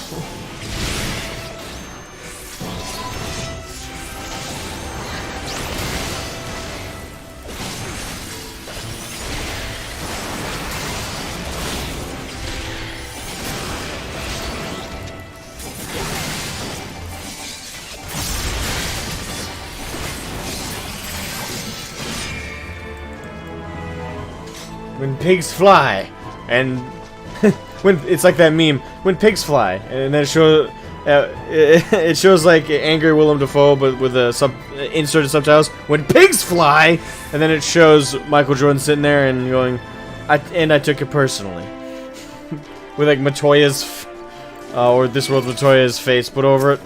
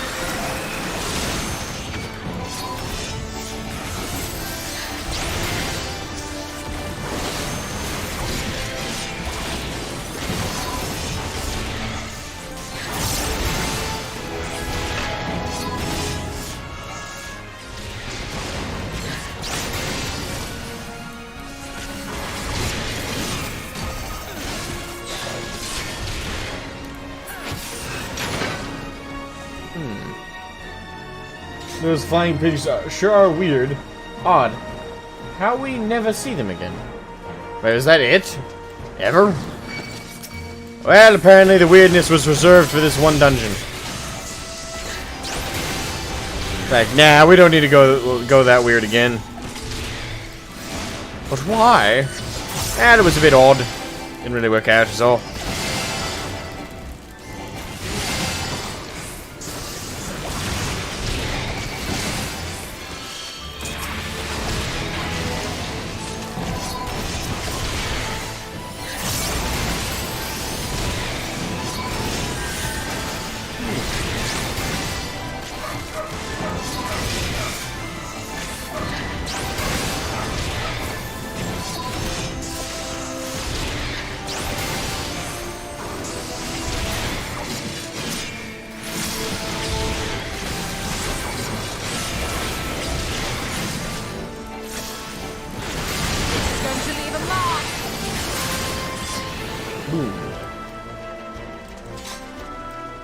It's Fae. Fae are weird. Yeah, that's kind of their whole job description, isn't it? It's like, you're a Fae. So what do you do? I'm weird. How? Oh look, more pigs. They're flying again!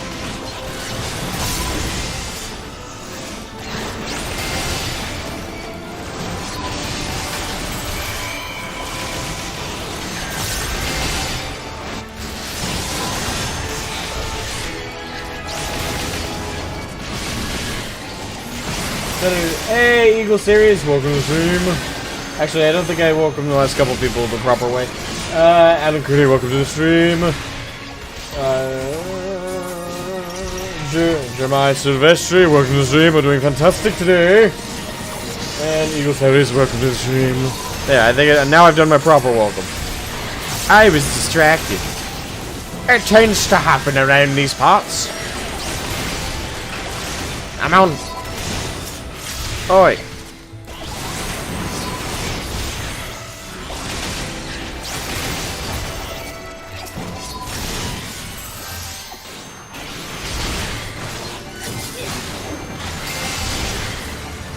The engine set from this place is badass, by the way. Wait, what? Hold on. I don't think I read that right. Hold on. The dungeon set from this place is badass, by the way. Oh, the armor set. Okay. Q? Like actually badass or like humorously badass? Ooh. If they think few plants can slow us down, so okay. Here we go, lads and lasses.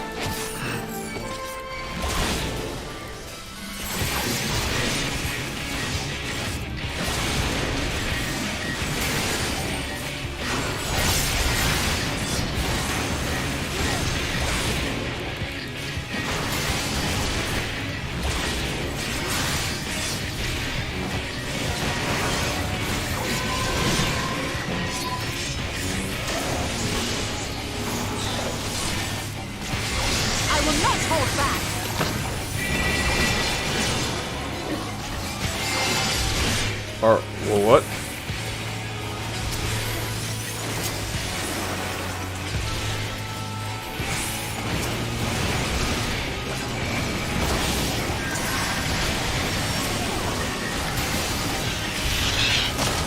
Oh, okay, I see. Well, gotcha. Oh, that's a cool mechanic. Only in FF would you get really badass, fun boss mechanic. That's so cool. Really? Who else would think of that? Well, WoW had... I think one raid in WoW had a similar... Not the same, though. Not like literally a seed you gotta move that grows an ad that you gotta move, or will... I'm sorry, that's fun. That's cool. I just love the creativity with the mechanics.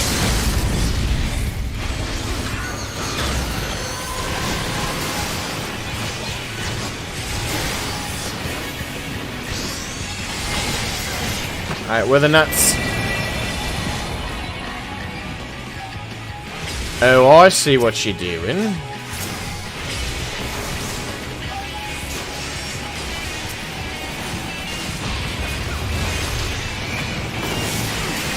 Clever, but not clever enough.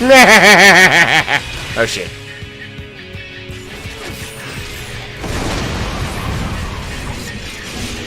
You're funny. Now die.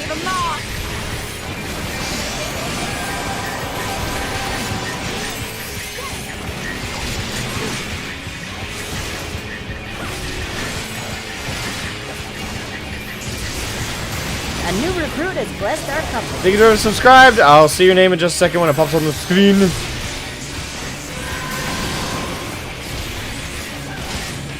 Road Warrior, welcome to the stream, and also thank you for subscribing. Actually, I'm assuming you're watching the stream. You might have subscribed off of one of the videos. Whatever the case may be, thank you. Oh, come now. Come now, lass. You're but a mere breath away from your doom. There we go.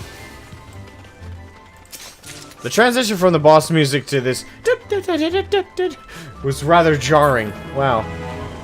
I feel like I was smacked in the face with a frying pan. In music form.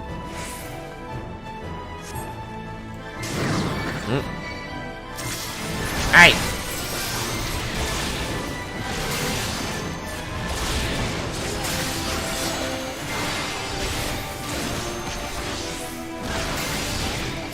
La la la la!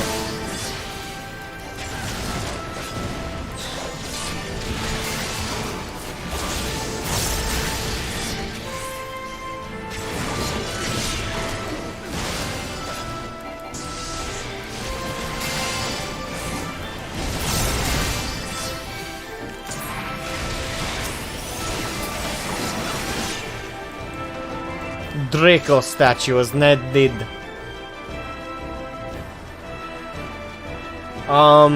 YouTube blocks links, I know that, unless I share links or a mod shares links. Unfortunately, YouTube blocks like regular viewers sharing links, just to avoid like spam bots and stuff like that. So unless I gave you mod status, I don't think you can share links, unfortunately.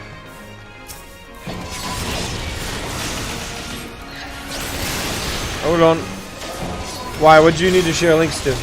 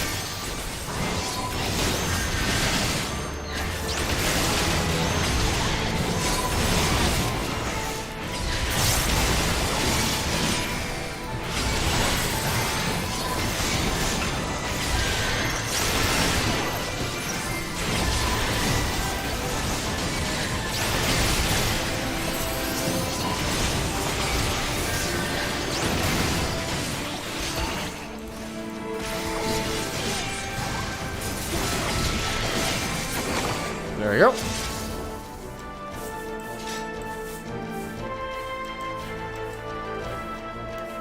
Oh, you're trying to link to the armor sets, okay. And I can look them up.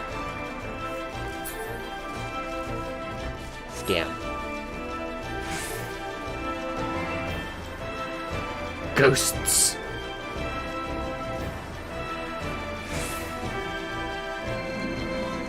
There are ghosts in this castle.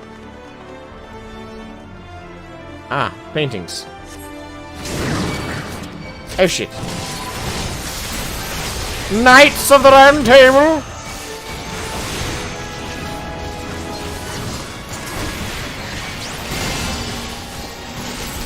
That's cool. The knights are coming alive from the paintings.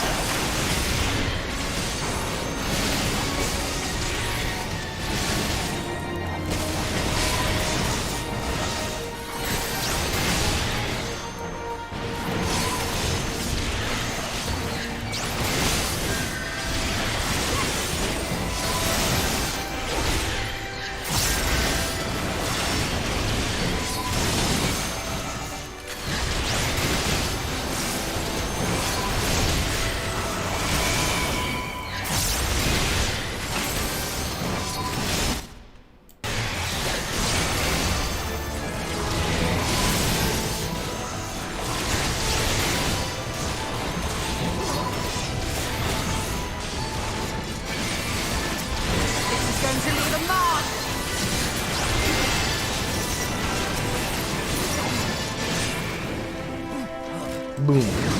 Oh, come on. Really?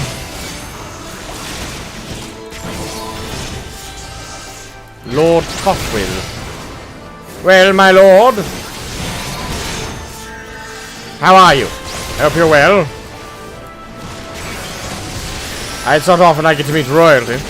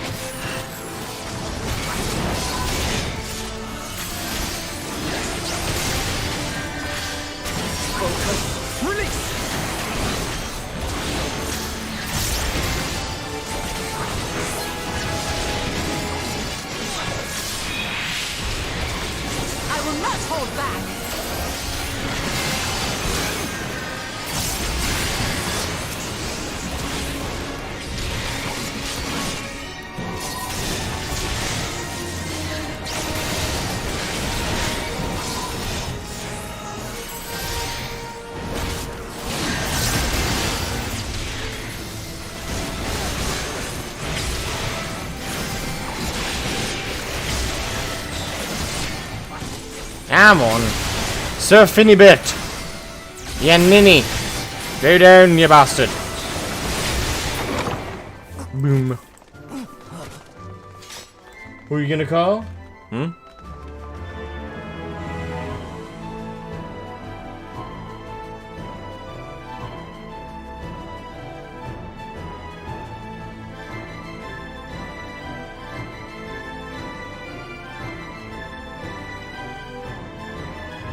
I avoid Twitter like the plague. Is it a wiki I can look up? Is it a wiki I can look up? The Grand Cosmos Armor. Just look up in Google Images. Oh, yeah, I've seen that set around. A lot of people like it. Yeah, it's a pretty cool set. Like the whole wolf, that wolf kind of... It kind of makes you look like a tribal leader as well. Yes, I think it is a cool looking set. It's kind of out of place though for this dungeon, isn't it? It doesn't look like it matches. War garb of maiming. Yeah.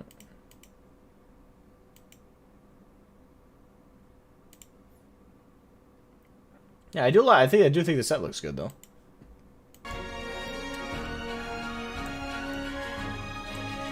Ghostbusters, they're back in town. Need to pee? That is so crazy. What the fuck? You need to pee? You call it the Ghostbusters, they extract it. The hell are you talking about, Decision Dork? You want... Go easy on the sauce, man! There's only so much you can do in a day. Alright, here we go. Got a pass.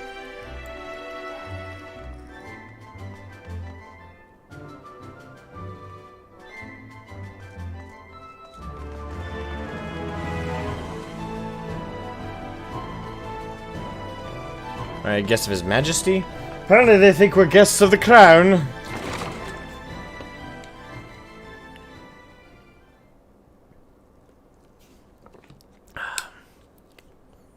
Staring at us mildly with the bug eyes. You've sullied these halls long enough. Come, Lucas, our guests want for company. Lucas.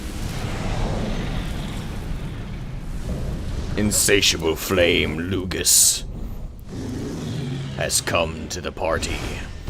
You face me now, scum. Now bring it. Baran, welcome to the stream. My friend will be doing fantastic today. The trivia you revealed above. Elihime! I almost missed you. I am so sorry about that. Welcome, Elihime. How far above? This is the first time you've come chatted in like an hour.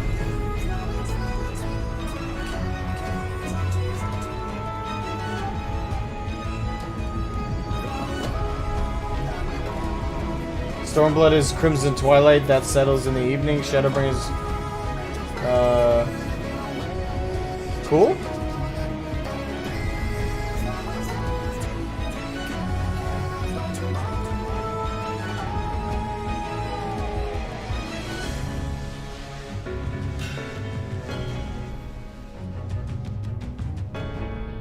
Nearly done. Alright. And the problem with that though is now the expansion that comes after Endwalker, what's that gonna be?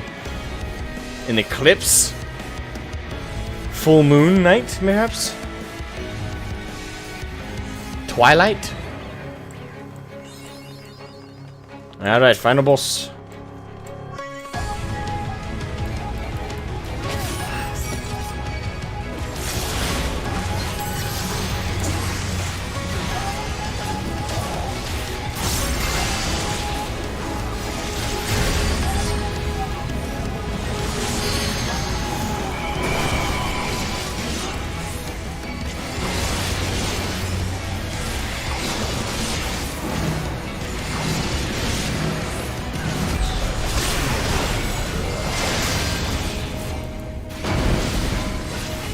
Oh, wait, what? Leave the healing to me.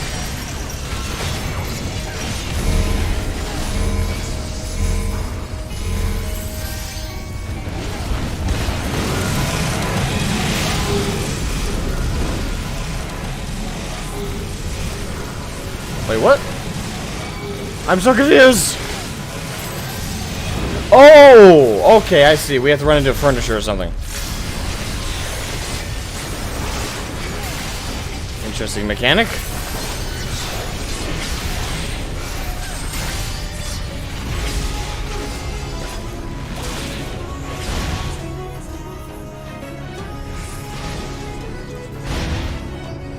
Wait, what did that symbol mean?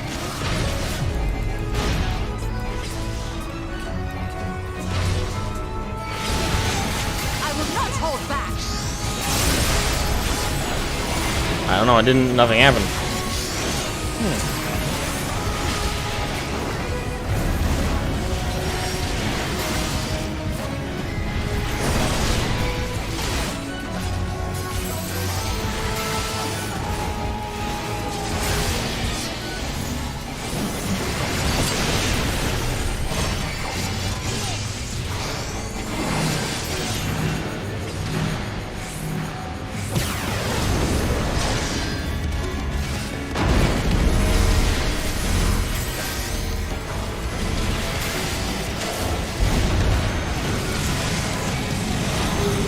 No, Alizé, that was mine to burn. Fuck.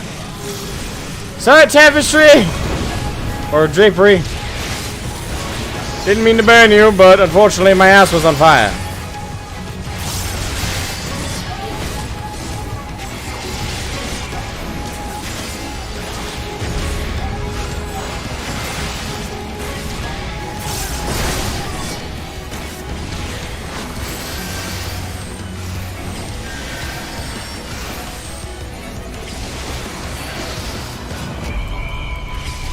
Okay, order of attack. Alright, so I'm last to be attacked.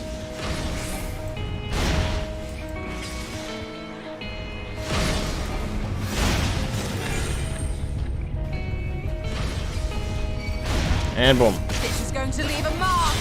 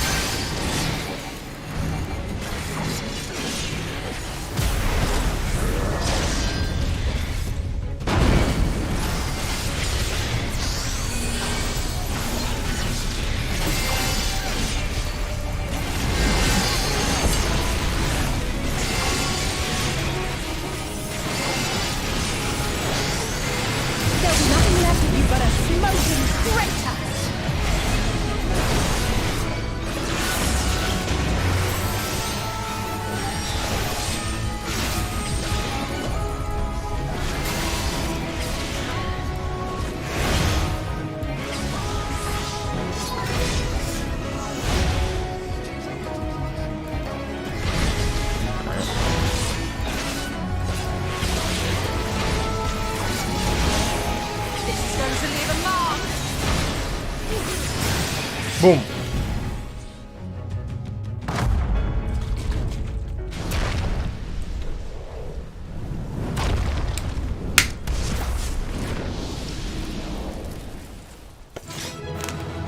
Alright. It wasn't so much a hard boss as it was a confusing one. It had fun mechanics. Definitely one of those things where your first run through is going to be the hardest. But even then, yeah, the trust system helps out around that one because the AI reacts exactly how you're supposed to certain things, so you know how to catch it. So that helped.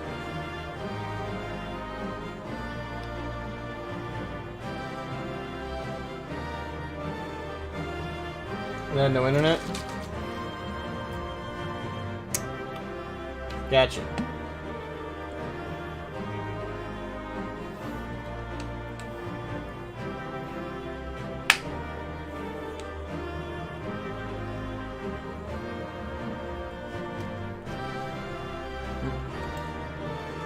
Alright.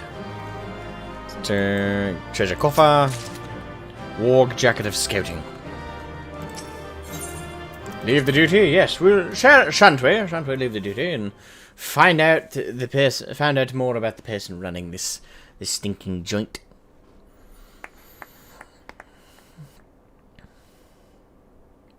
That was my fiercest familiar. Oh, impressive. Wait, what were you clapping? You don't have hands. Is the tentacles going together? Would they make that sound? Wouldn't they make a sound, not a sound? Like I feel like the actual auditory information there is wrong.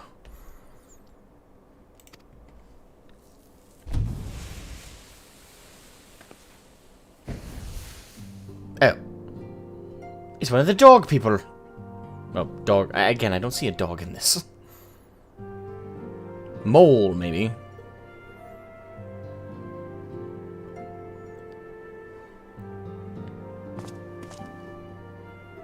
Hello. Look, 'tis good to see you again after all these years.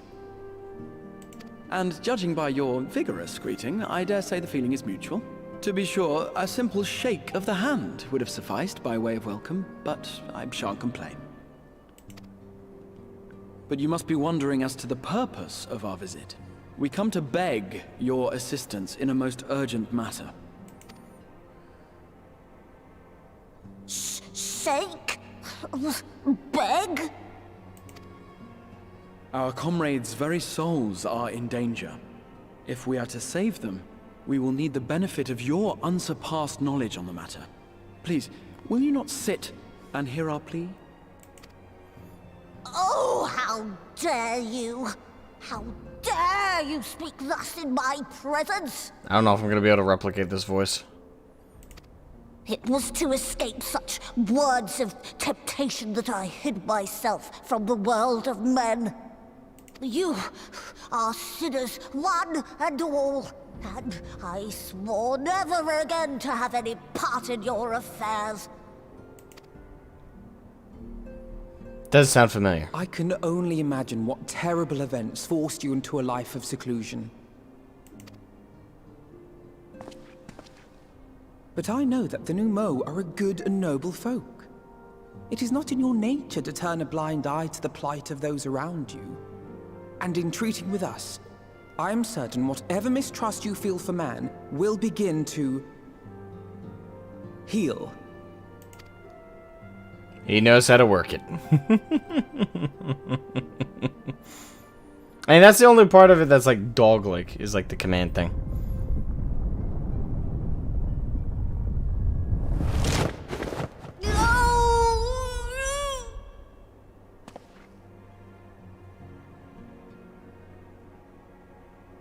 If you will not be satisfied, I suppose I could listen.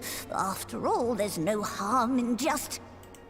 No, I mustn't. Not again. Thank you for the super chat, Disillusioned Dork. Thank you. Damn court mage seem to have the best of intentions too, and countless innocents died More for gil my for the cause. naivety.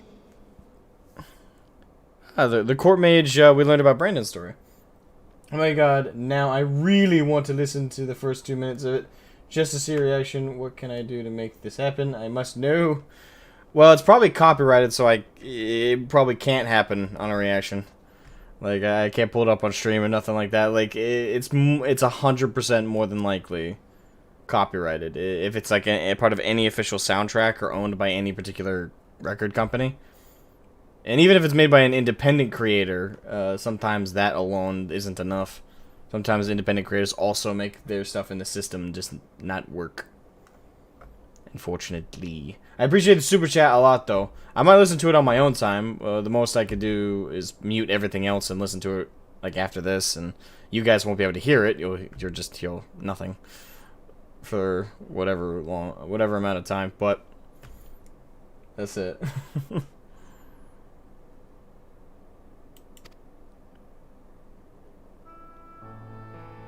Oh, you know not what you ask of me.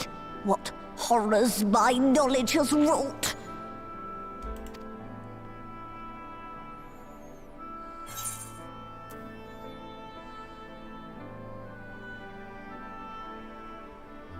We won't lie down and accept defeat. We would never misuse it.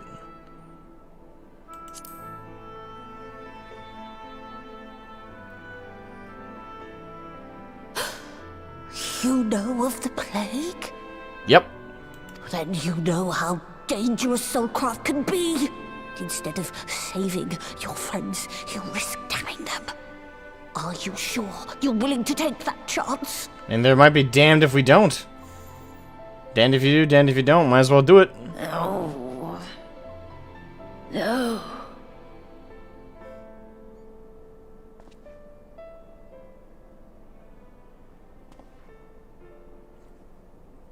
Oh, very well. I will hear your petition, but that is all. And I expect fitting payment for my troubles. Fair enough. Commensurate with your contribution to our cause. No more and no less, I promise you. With that settled, might I impose upon you to join us at the Crystarium?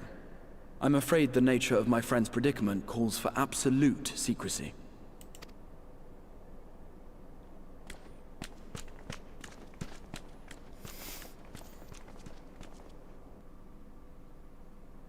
It's a shitpost?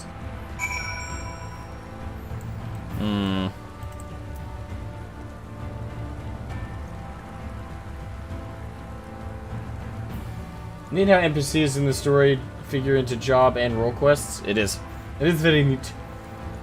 Luckily there's a mod for OBS streamers on Twitch that mutes song donations on the VODs so they can't get claimed, but you can still hear them played live.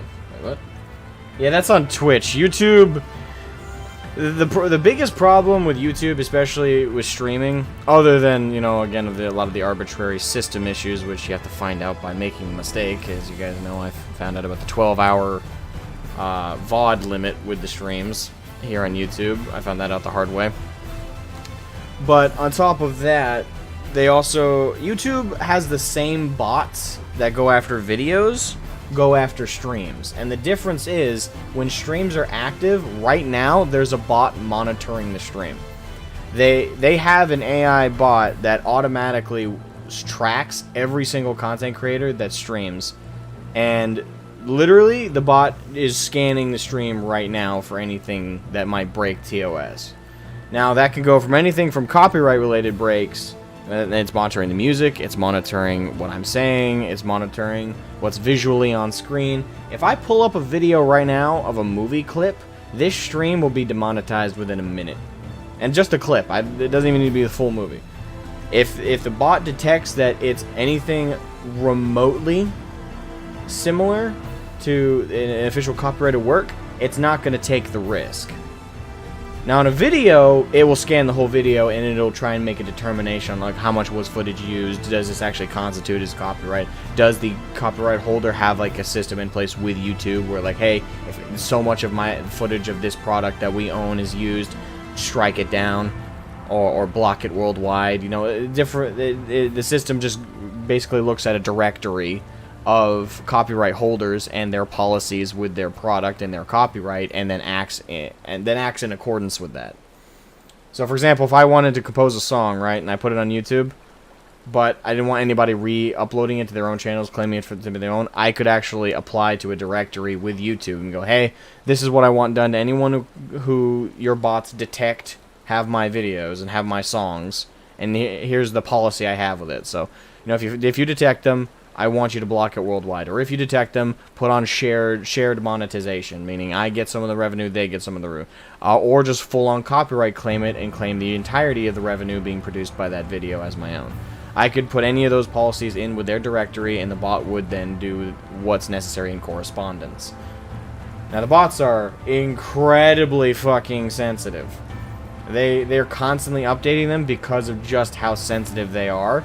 And I've learned the hard way that on streams, it doesn't matter what you're watching. If sometimes it'll go after you for even the slightest clips and connections. So it's usually safe like to react to other content creators for the most part. I would say never react to a movie reviewer on stream, because their video might be safe, their video might adhere to copyright, but the bot doesn't know how much of the footage I'm using or the context of what I'm watching. It's gonna see the movie clip within the review and be like, oh, he's about to watch the whole movie, strike it. Oh, block it. Oh, demonetize it. Bad streamer. Bad. You lose your streaming rights for 30 days. You're not allowed to stream for 30 days. Bad streamer. How dare you? Bad streamer. And yes, YouTube does punish streamers way harsher than an average content creator, even if it's a copyright claim. If I'm claimed live, I can lose my streaming, my ability to stream for 30 days. If they consider it strike-worthy. That's just the risk with streaming on YouTube as opposed to someplace like Twitch, DLive, any of the other platforms. YouTube does not... In short, YouTube does not like streamers very much. It hates us, for the most part. But again, it is safe, for the most part, to react to other content creators if their content isn't around movies or, you know, regularly claimed media. Hell, I wouldn't say it's even safe to react to a trailer on your stream. I would say it's not even safe to do that these days.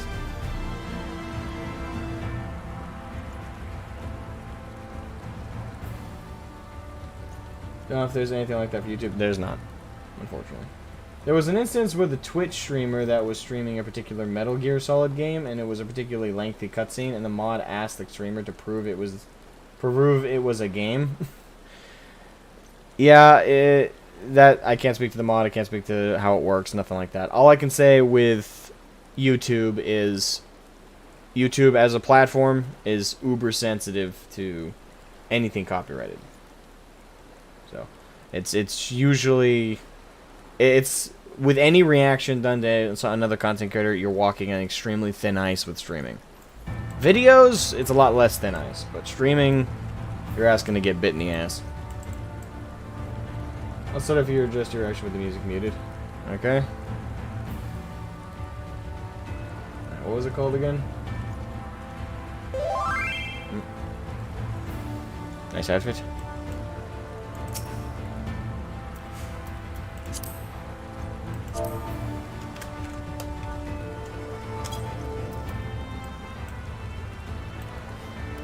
This guy just sent me a message. We even both have wind up alphas.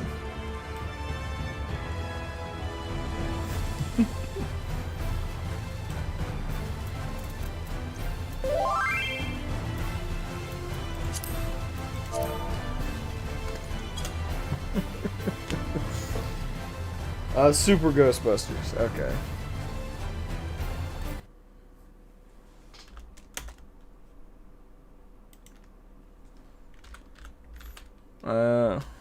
Super Ghostbusters. Alright, so Vine Sauce, Joel, Super Ghostbusters, full album. Full album? Okay.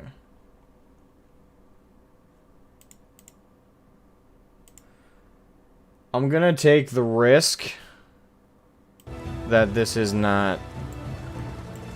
I'm gonna take the risk that this is not copyrighted. I don't know if I want to, but... Alright, so let's go to individual tracks.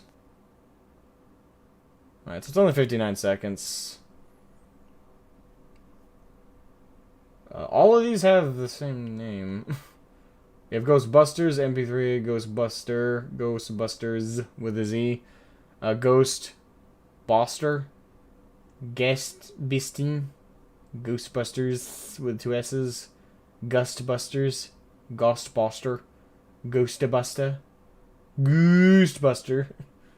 Wow, what creative names. I guess it's just the first one.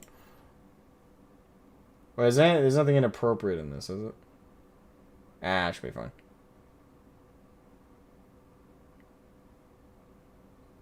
First 2 minutes.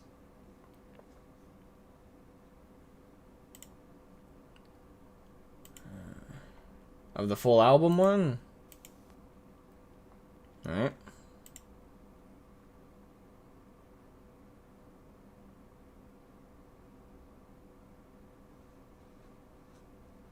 2 minutes.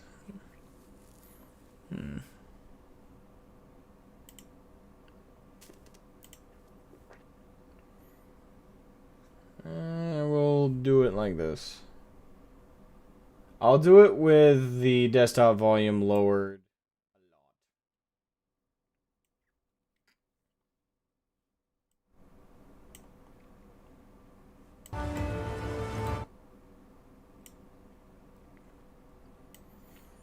We'll do it lowered a lot. Please don't strike me.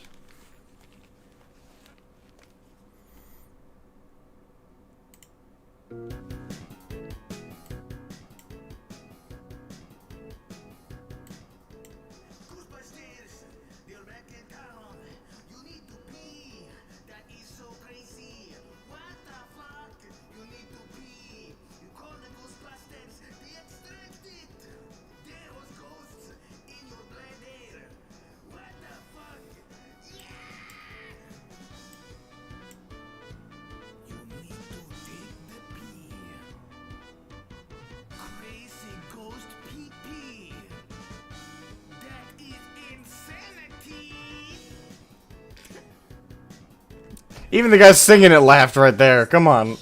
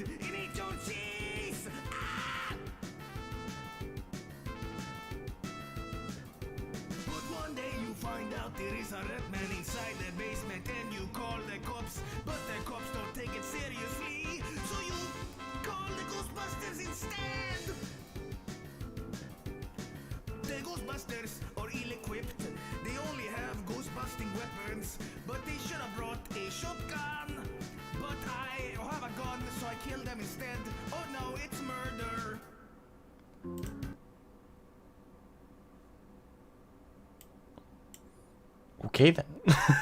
What the fuck was that?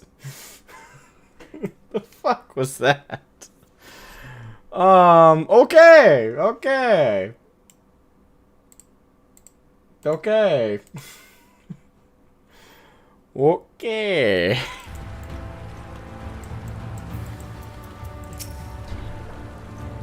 There you are. The others have gone ahead to the Crystal Tower with Beck Lug.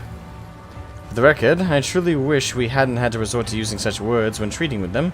I have ever sought to convince, not compel. Yet I cannot deny that a part of me is glad Urianger shared his knowledge of the Numu with us. Had he not, Beck Lug wouldn't be here. Speaking of whom, we should hurry. To keep our guest waiting would only add insult to injury.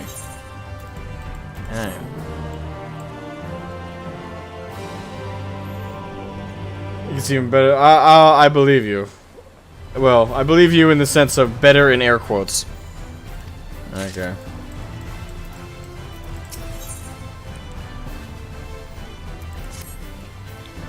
Wasn't Dally here any longer, Shroud? If Beck Luck is here the truth of our travels,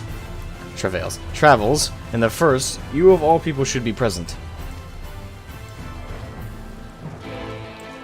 Alright. Stream is still monetized, so bot didn't catch it. If it had anything attached to it copyright-wise. I don't think it did, but the sounds of it, it definitely sounds like someone's pet project.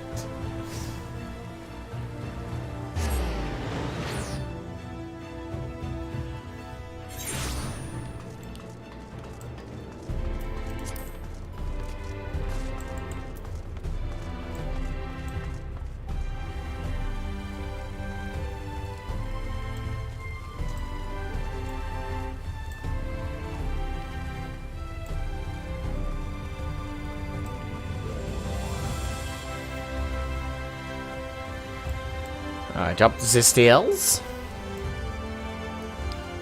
Gatekeep, open the door.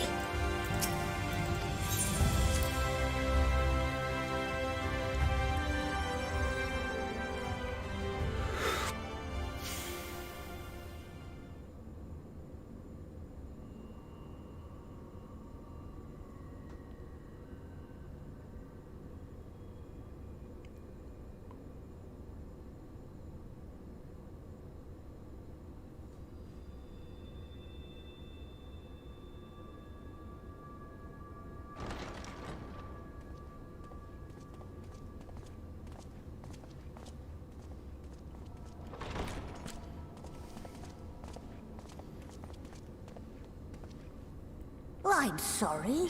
You mean to tell me not only that the return of night was your doing, but that you hail from another world as well? I know, it's a lot to take in. Gotta work that, yeah. Everything we told you, of the source, the shards, the 7 umbral calamities, all of it is true. I realize how fantastical it sounds, and I would not blame you for doubting our testimony.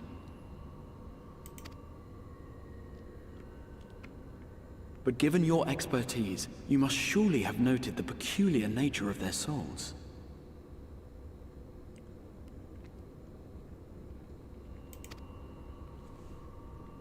Any other time, and I would have dismissed your stories as balderdash and flummery. Flummery. But upon closer inspection, 'tis plain their souls are far denser than is normal, and that they do not possess true bodies. Save you. Your body is your own.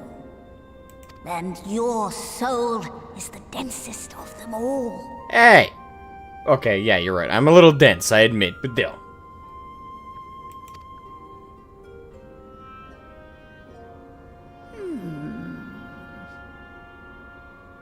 As I said before, were it not for their heroism, the skies over Norvramp would still be awash with light, the realm yet at the mercy of 4-3 and the Sin Eaters.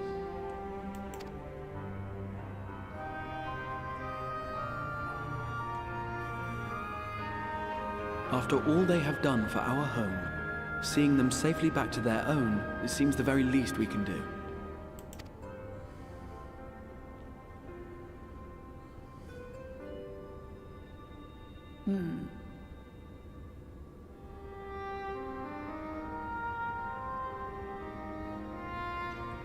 Your tale is intriguing. Yes, very intriguing indeed. Simply to hear it is fitting payment in itself. As for your friends, I can but agree.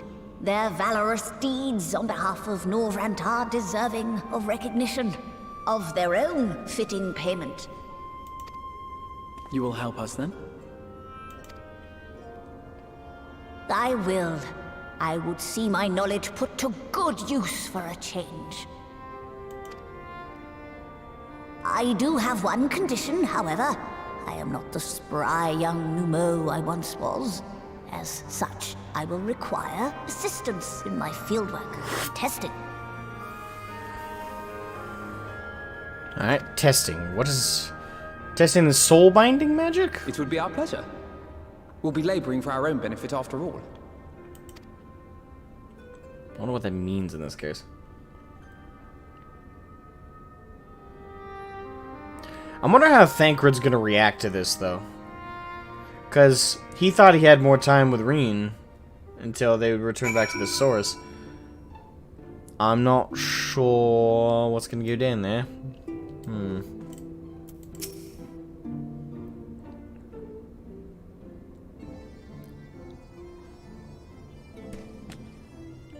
You have spun quite a tale, but tell me, have you given any thought as to... I can't imitate the voice they do for her. It's just it's too distinct. You might return to your world?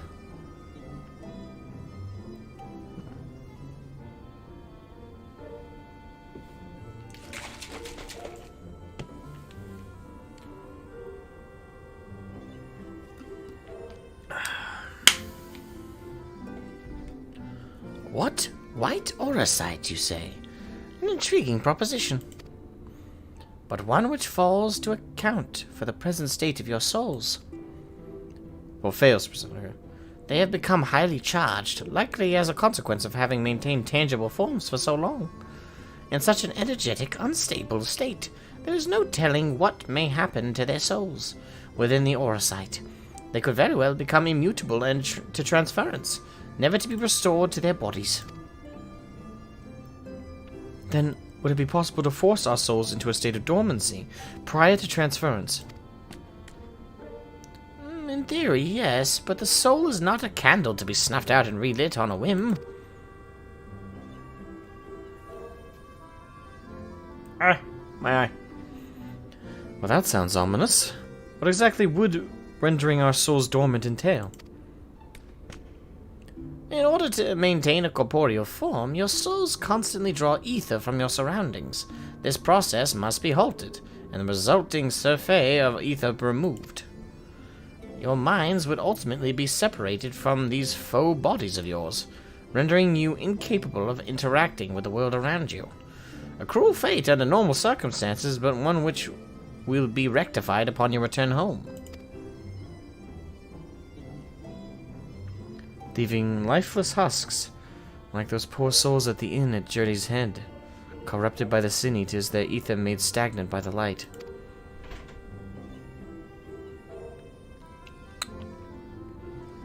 Corrupted?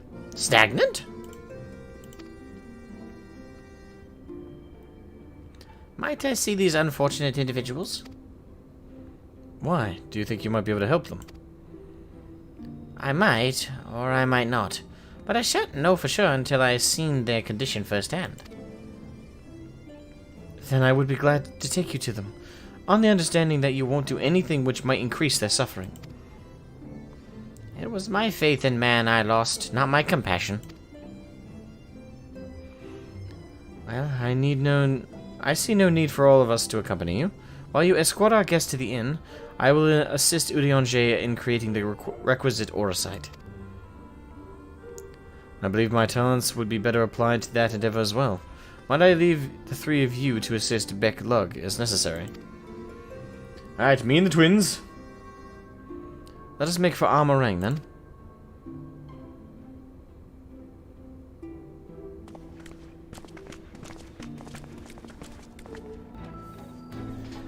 The bastard hand's doing laps.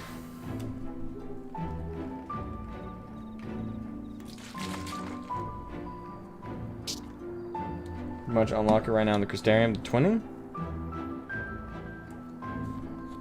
With mandatory 250% background music.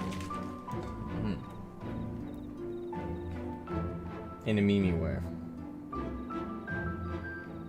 Alright, I'll probably stream that another time. Alright, speak with Big Beck Lug at the inn in Journey's End. Okay. Been a while since we've been back here.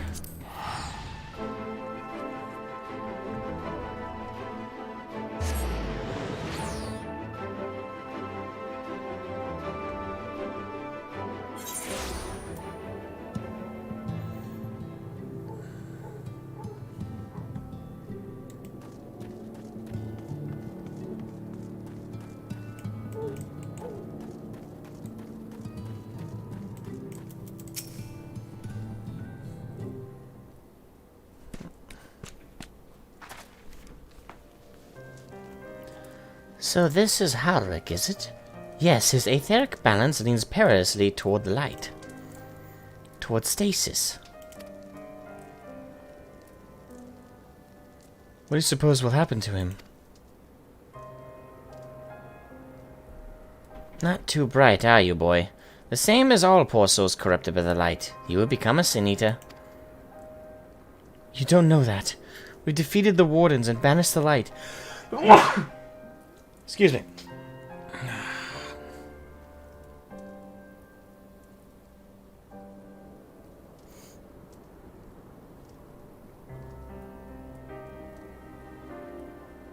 Is this time story about 5.0 though?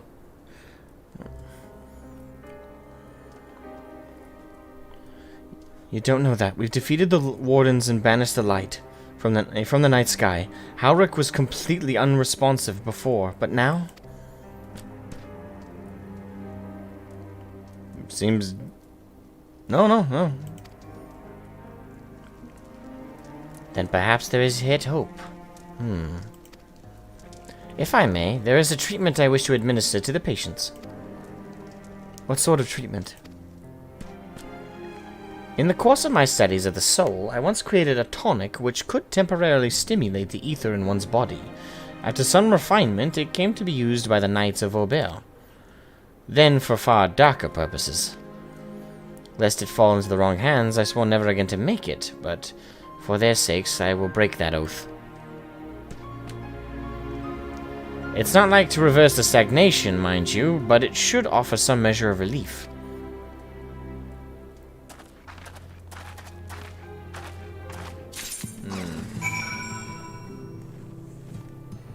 Okay. Oh, I thought we were gonna go on a collectathon to get the materials for it. No, we're actually just have it. Okay. Ton stares blankly at you. It would seem the tonic has had no effect. Damn.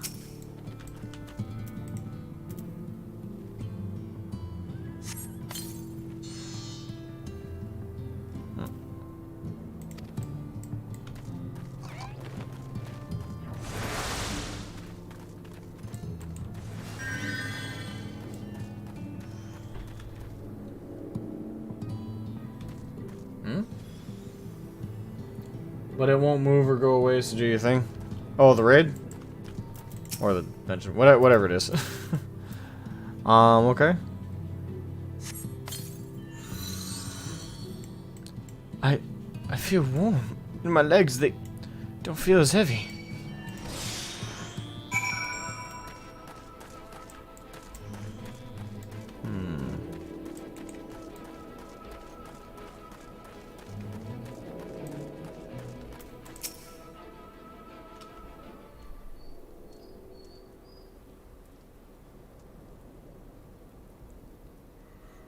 Now then, have you noted any change in the patients? A notable rise in body temperature and increased motor function. In most of the patients, at least. The more severely afflicted show no response.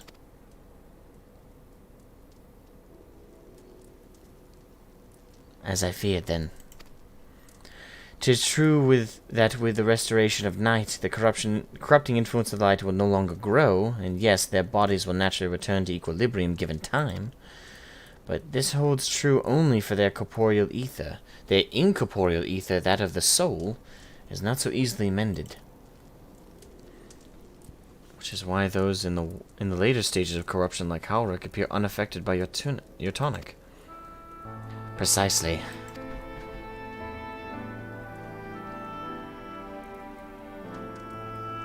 The boy's soul is too far gone, his mind held together by the finest of threads. There is a chance he may one day recover, of course, but it could take years, decades even. By the gods, he could wake to find himself an old man. A fine reward for his persistence, the opportunity to mourn the life he never had a chance to live. No, there must be something we can do. Look, I realize this is not why we petitioned your aid, but do you think it possible we can find a way to hasten their recovery? Maybe. Nor do I think it impossible that, in treating them, we might learn something of relevance to your own predicament.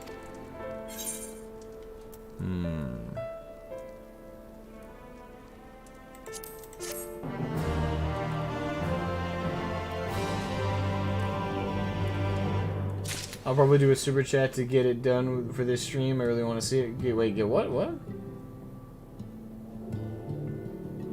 The twinning? Oh, the optional dungeon? I mean, maybe.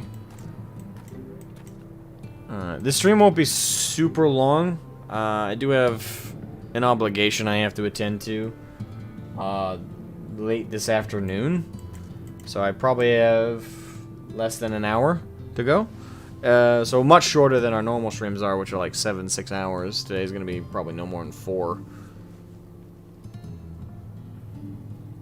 So, yeah, if you want to drop a super chat, we can take time to do it. That's not a problem.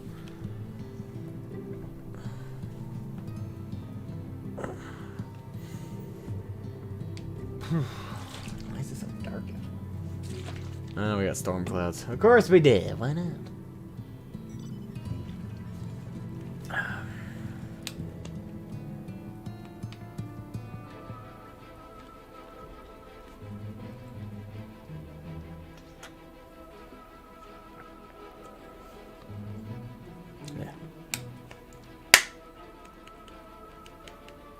No, don't spoil the twinning. Spoil?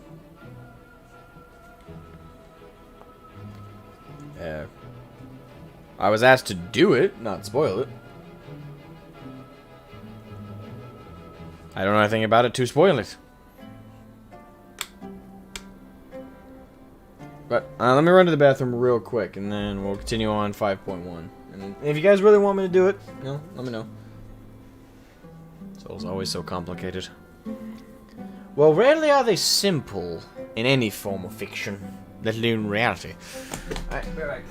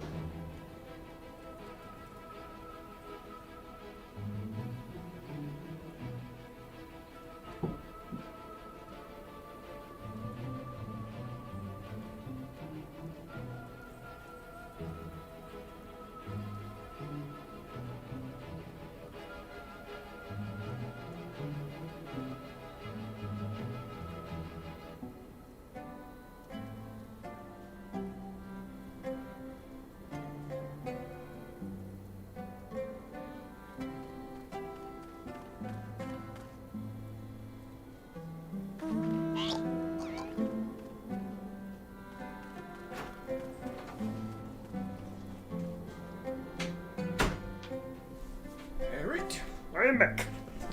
Apologies for the delay. Iwakos? Welcome to the stream, my friend. How are you? Are we doing well? Yeah. I cut myself. Yes, please do it. I don't link you music? No, someone was offering a super chat to convince me to go do a dungeon. If it's a dungeon, we got time. You know, the raid. I don't think we're gonna get a whole raid done today. You know, We've only got on that. I only got a little over an hour left to go. how much enemy? Ah, Lauren Crystal Feather, and Minfilia's outfit.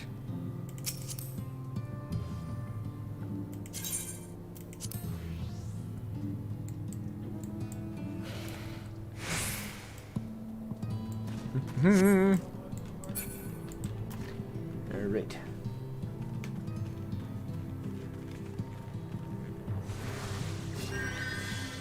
It's just a dungeon? Yeah, we'll have time for it, probably.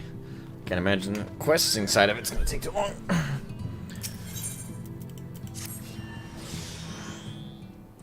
Singati Blackwood, welcome to the stream. Hope you're doing well, my friend. I suspect the Crystal Exarch has told you of my past. That I was once a mage of the royal court of Aubert, and that soulcraft was my field of study. The tonic you administered to the patients here is one of the fruits of my labors. I had to do great things for the kingdom. But in the end, my knowledge brought only suffering, a plague the like of which none had ever seen. In the hands of unscrupulous men, what should have been my greatest triumph instead became my greatest shame. Must dwell in the past, and now you have a chance to redeem yourself. At least the Warriors of Light brought those responsible to justice.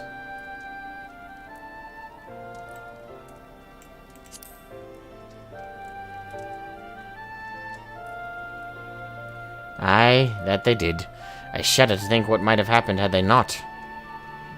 But let us return to the task at hand. Find a means by which we might revitalize these people's incorporeal ether. Do you think it can be done? Were the skies still ablaze with primordial light, I would call it an exercise in futility. But now we may have a chance. The method I have in mind will entail the conjuring of a familiar. They are able to amplify the energies poured into them, making them the perfect conduit for the ether revitalizing magics we will ultimately employ. If you're about to launch into a lengthy explanation of the metaphysics of your plan, don't bother. I'd rather get on with doing whatever it is it needs to be done, if it's all the same to you. Whatever regions must be procured or spells invoked, I'll do it.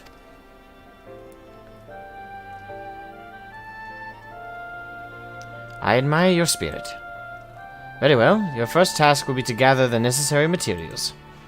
The purest of waters and finest of clays, as well as a fey lantern brimming with pixie magic. If you're convinced the resulting familiar could help the patients, fine. Half I know, the water and clay will be simple enough, but I think you know what we'll have to do to get the lantern. You don't mean... The pixies took quite a liking to us before. If we humor them with our company, I'm sure they'll be willing to help us. Time to go play some games.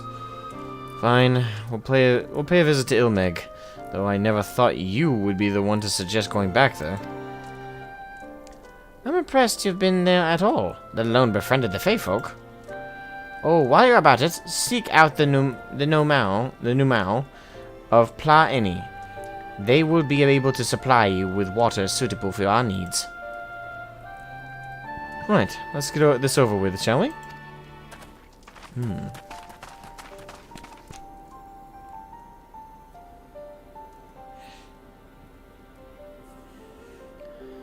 There still remains the matter of the clay. Might I prevail upon you to find it?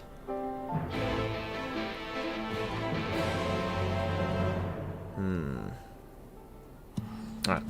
So before we continue on with that, what's the twinning meme? Actually, what is twinning? It's such a strange verbiage. You said it was in the Crystarium?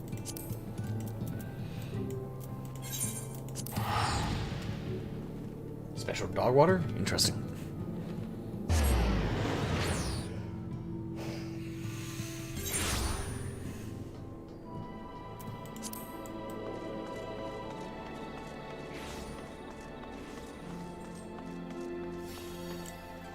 Outside the Crystal Tower. By outside the Crystal Tower, do you mean outside the Crystarium? Or it's like just outside there should be like a quest thingy? Like Lore Fio right there? Or an NPC with a blue quest? Well, that helps me.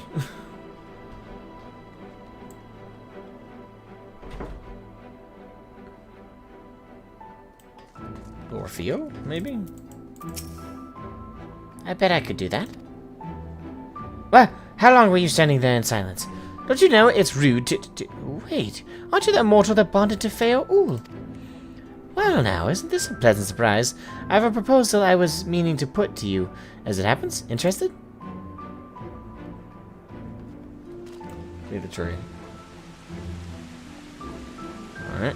So these Skywatchers you see all over, they're good at what they do, but... since I already am talking in this one. It's raining. Whatever, back to the source, no? But with my help, they could. Aye. I could cross the rift, see what the weather's like for myself, come back and share my knowledge with these mortals by whispering to them in their dreams. I could do the same for the Skywatchers on the other side, too. Everyone would have all the answers, and they wouldn't even know how they'd got them. Mwahaha! Wouldn't that be grand? Well, silence is all the approval I need. Off I go. Due to the Lore Fio meddling with the dreams of Skywatchers and the source, first, Skywatchers may now provide forecasts for every region regardless of their location. Ah.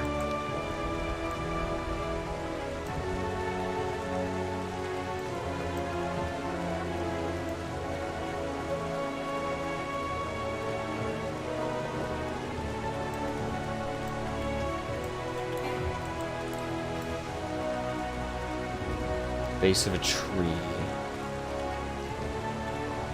That tree? There's a lot of trees around here.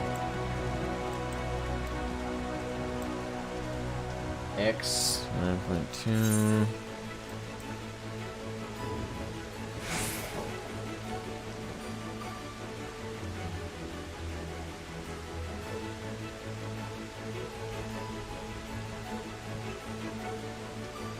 Alright, 9.2. 11.2.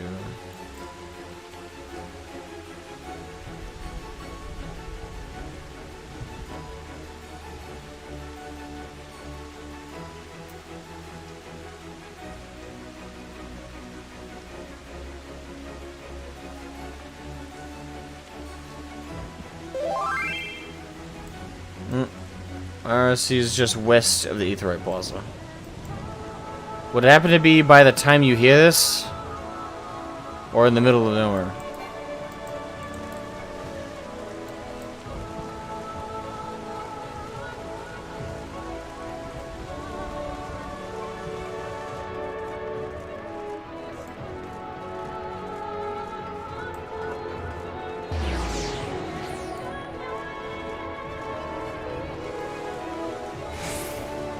Oh, that one. Alright, Bethana. By the time you hear this... Excuse me, a word, if you would be so kind. Well, that's a woman. That's all. I should assume all of you are we come across are girls. We of the Crystarium God have a request to make of you. Our researchers are planning to enter the Crystal Tower to learn more of its history. However, there is a problem. Now, what am I about to reveal is strictly confidential. Were word to get out, panic would spread throughout the citizenry. Our scouts have reported that ferocious beasts and bizarre machines roam the hallways. Until we can eliminate these threats, none may enter. Strange ethereal readings have also been detected, and we suspect that the phenomena are linked. The Exarch has ordered us to seek your aid in making the tower safe for our researchers to go about their work. He mentioned that you are better equipped than most to face the dangers that lurk in the tower, though he elected not to go into detail. Is this true? Yeah. Then your prior experience may prove beneficial. Come, let us proceed to the entrance. Alright, going right for the dungeon to get go. Right here. Right here. So this is the twinning. Pick up that background music, you'll love it. Okay.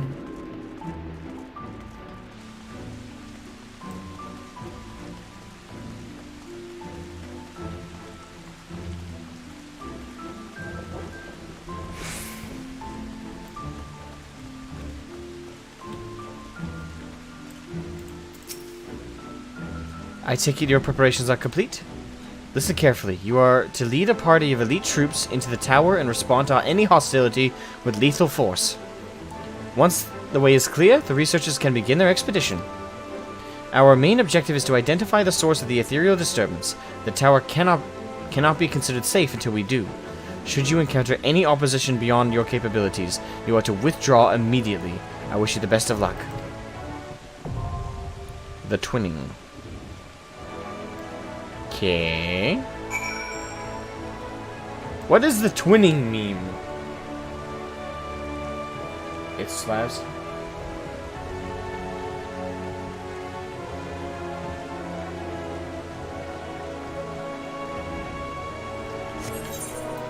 Twinning.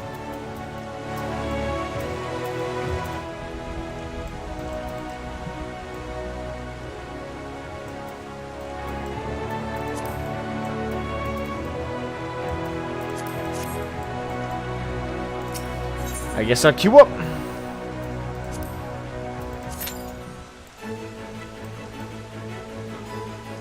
Now we wait.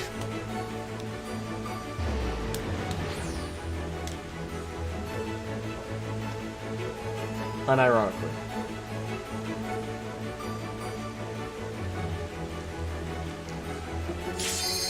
Oh wow, that was faster than I was expecting. Anywho.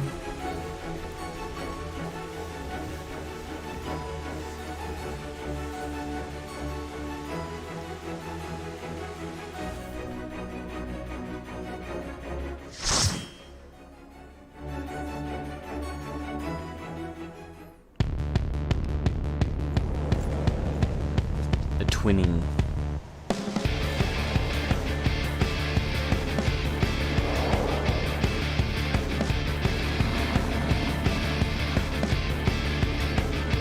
Cat jam. Alright.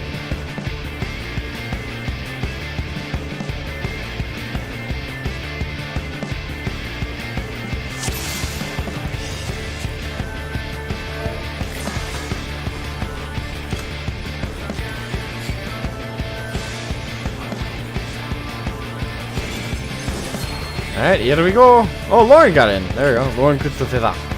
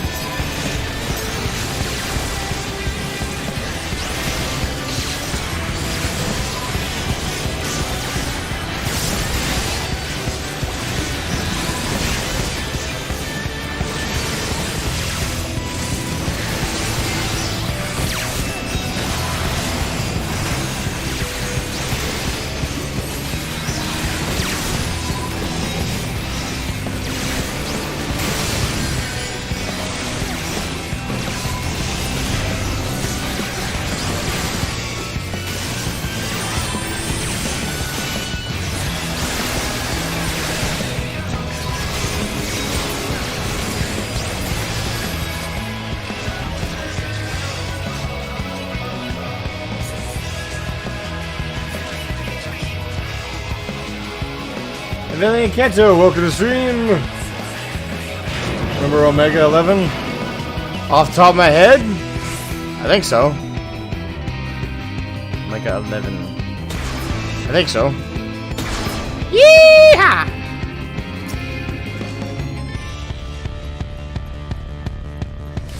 Servo mechanical minotaur.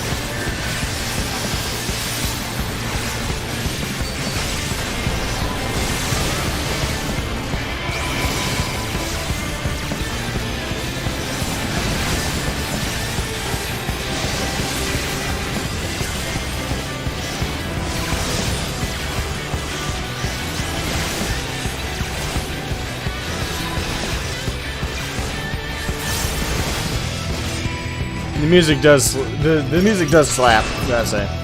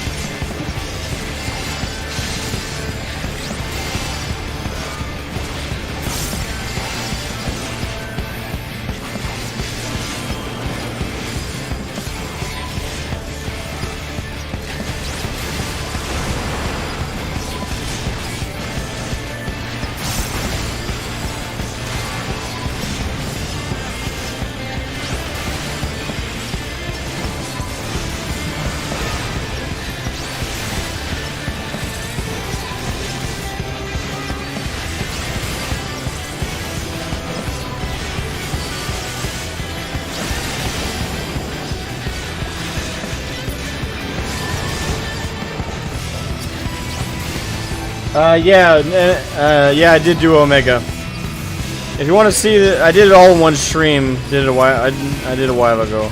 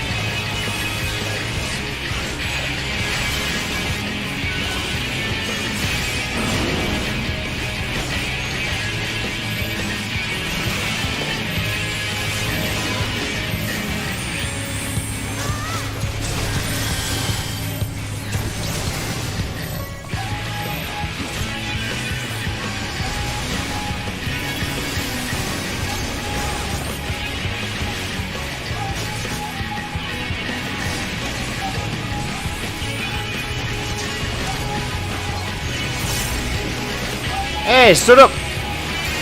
He transformed.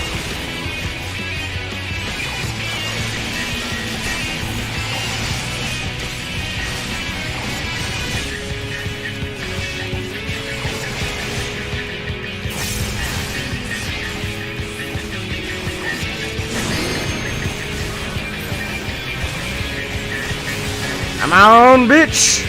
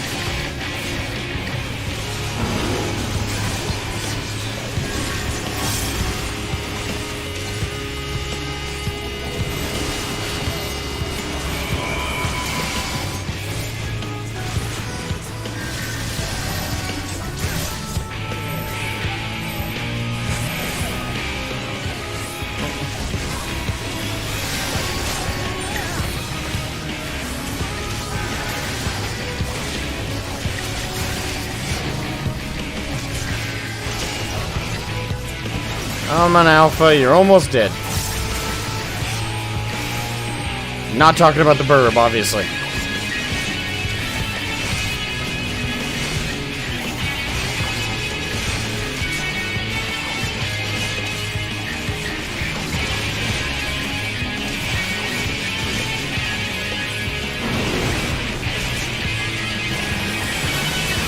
Boom!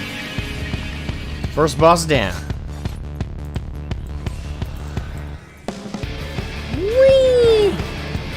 Yahoo! Oh no, Asmo breaks glass. Oh no. What? I broke glass.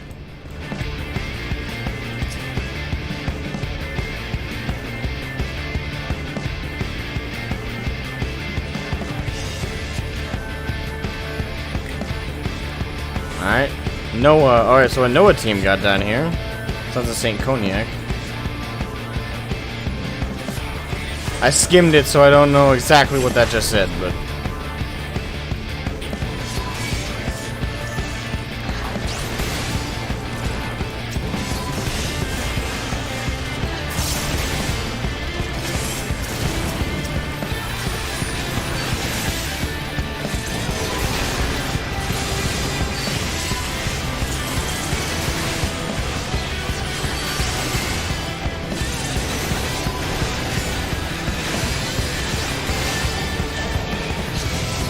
I'm on, boys!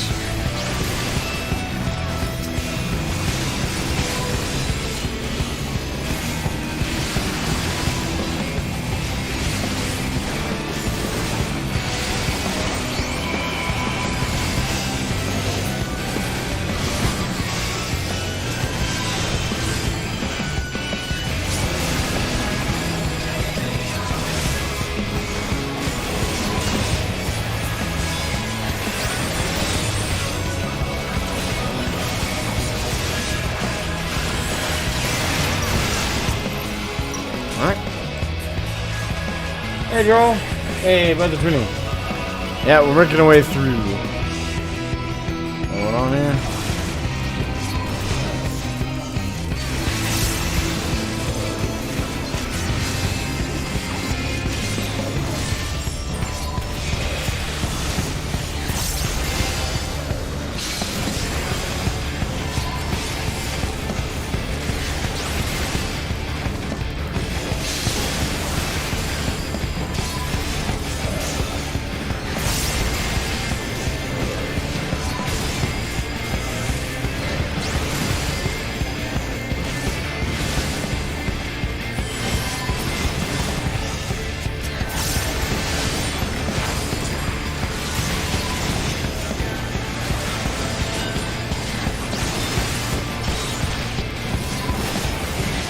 There's those from RNG. Random number generation.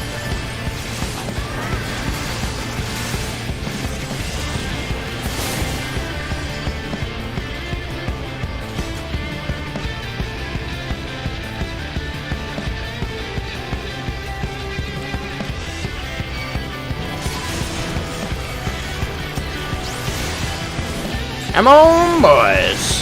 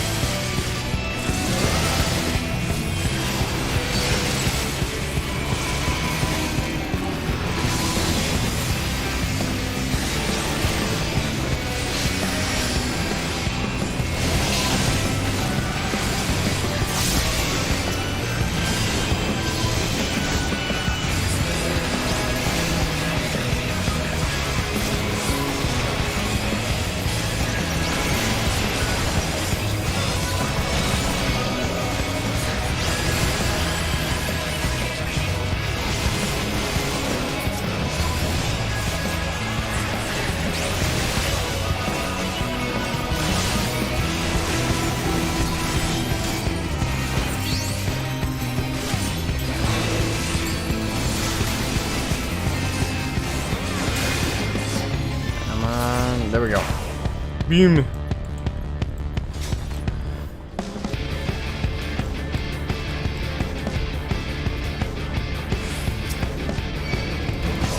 Come on, gents. Evelyn, yes, yes. Right to die beneath my very feet.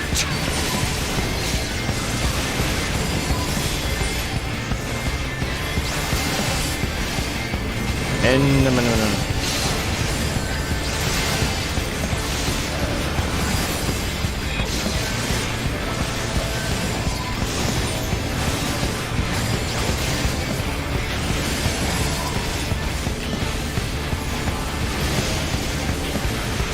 Dancer is super RNG. I've never played Dancer, but I believe you.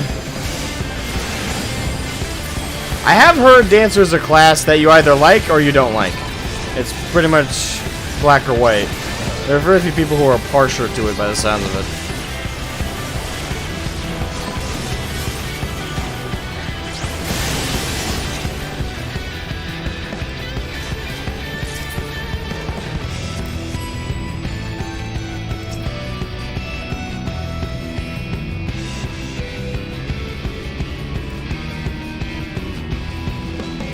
Okay.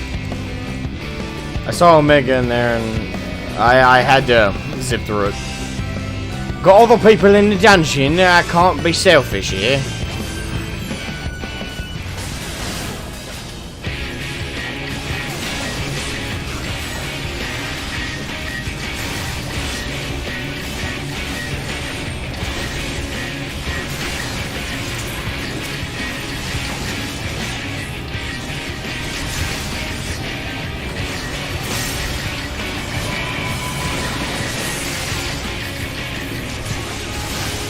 Balls. Balls.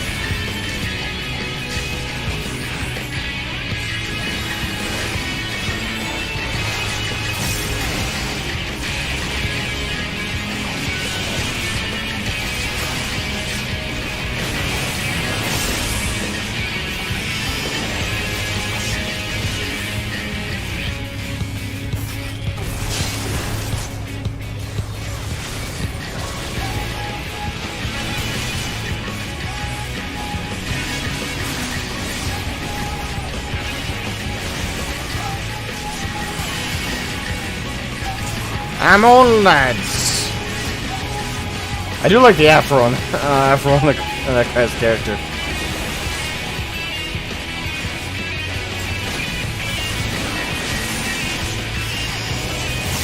He's fighting in style.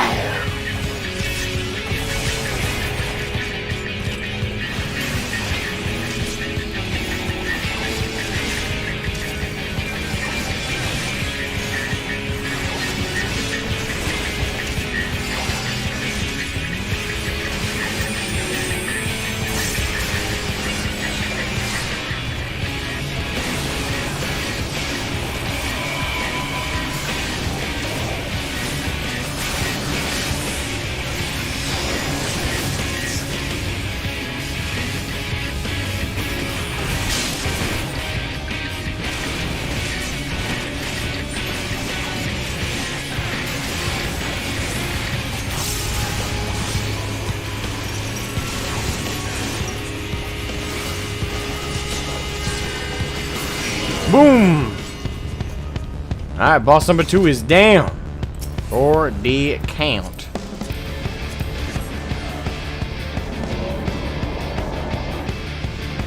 Like I say, this is a beautiful looking dungeon, that's for sure. Loving it.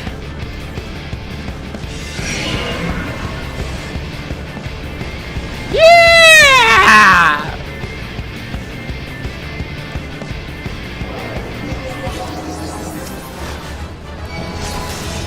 Alright, come on, run.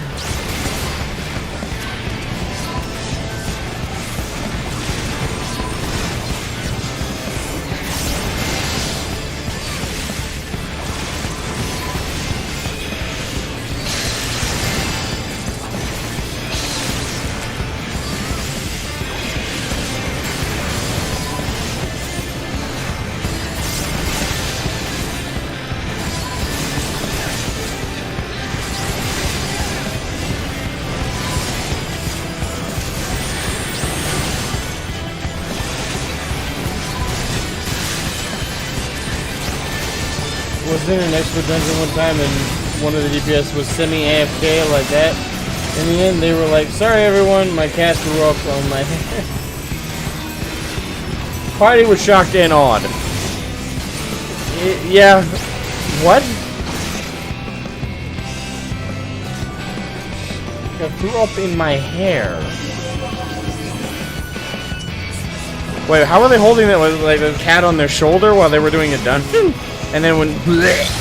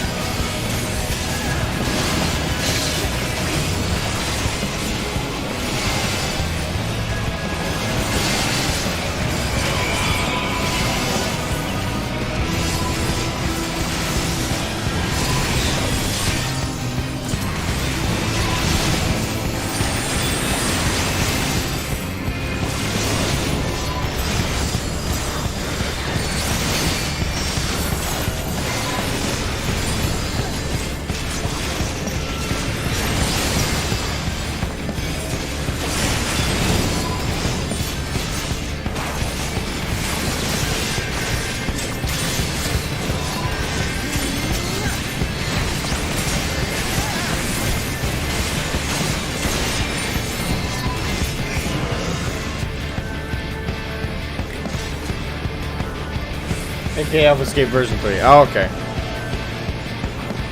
AlphaScape V3. Yeah, I remember AlphaScape V3.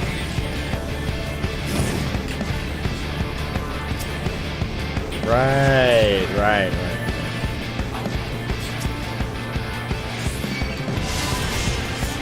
Come on.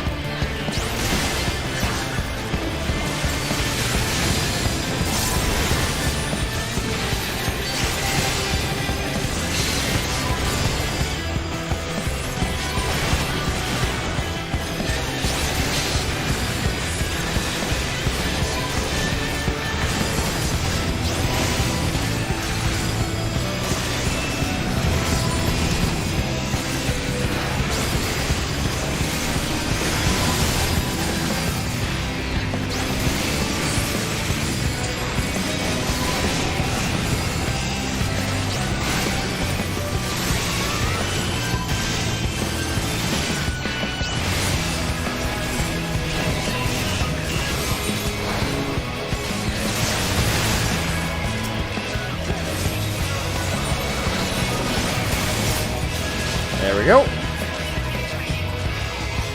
And for a spot of tea. Okay. I always love me a good little bit of tea.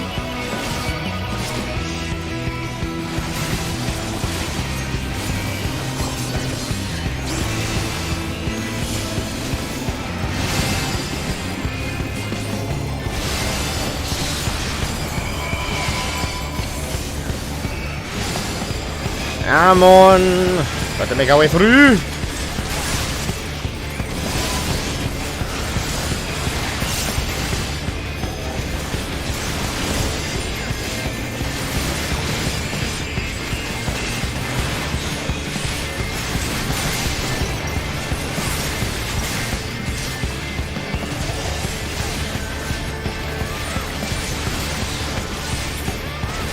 Boom.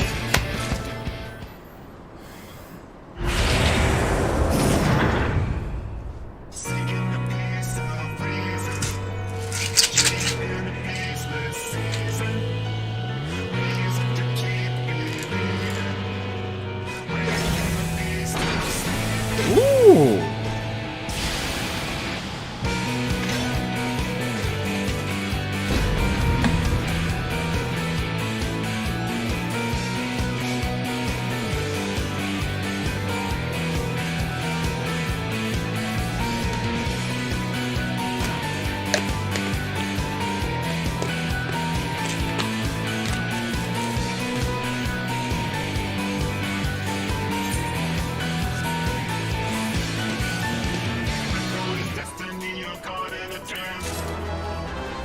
Ears of any. Yay! Got some more gear. They made their own Alexander. Yeah, the tycoon. Alright, here we go. I like the look of the boss, not gonna lie.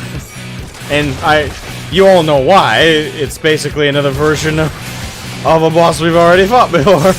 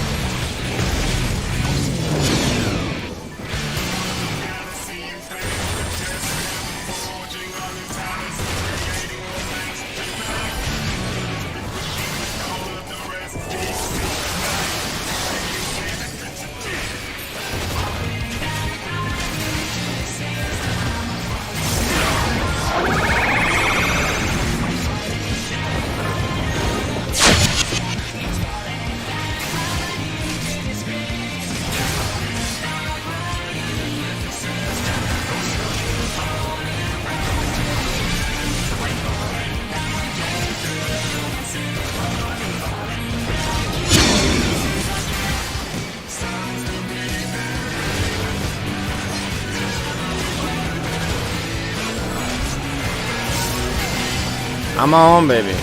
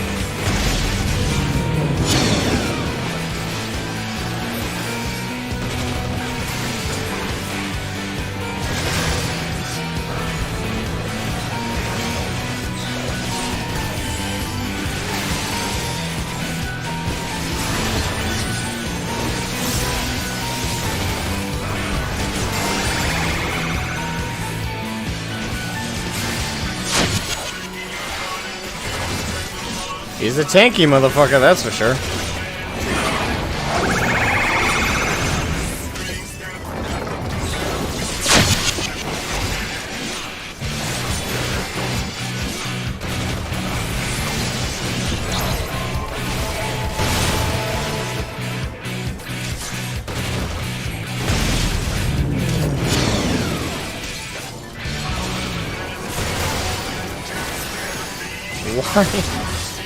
Why did that other player run closer to me after we got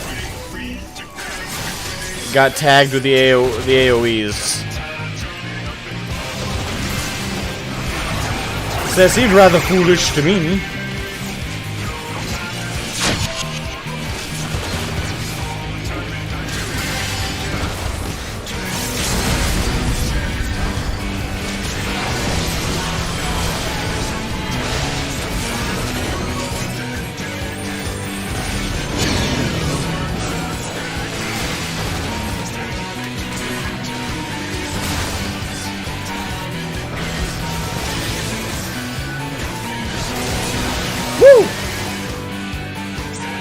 Someone already OB'd.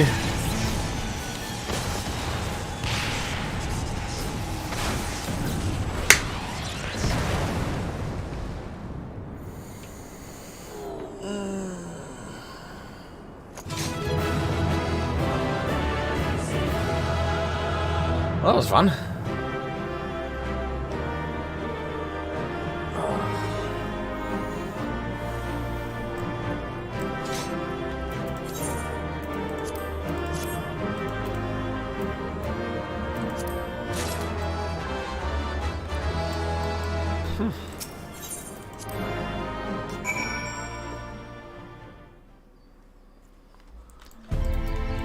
That was a fun little dungeon. The music was actually pretty damn good.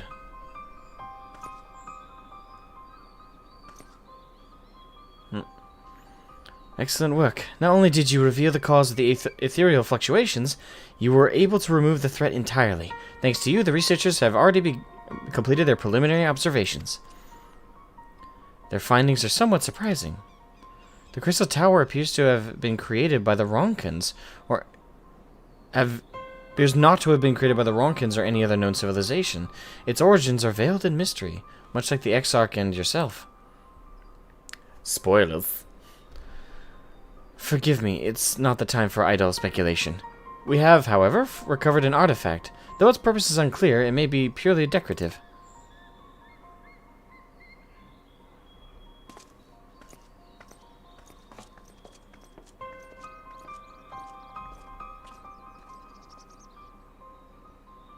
Now you can search twinning memes.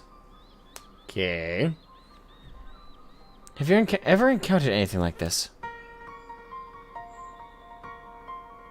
Yes. Yes, I have.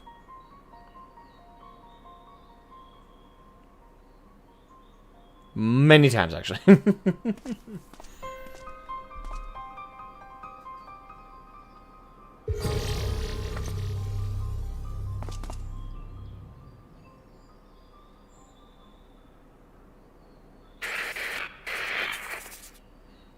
Has come to carry out our plan. This will be my last recording. With the tower activated and the temporal displacement apparatus online, all that remains is to throw the switch and pray. I'm sorry, I truly am. I wish there was another way. But you are our best chance of success, our only hope. Your gift will allow you to become one with the tower and survive the journey through time and space. Were our technology as advanced as the Allagons, perhaps we could have gone with you. Alas, it was not to be. But when you are finally reunited with all of the hardship, all of the sacrifice will have been worth it, I'm sure.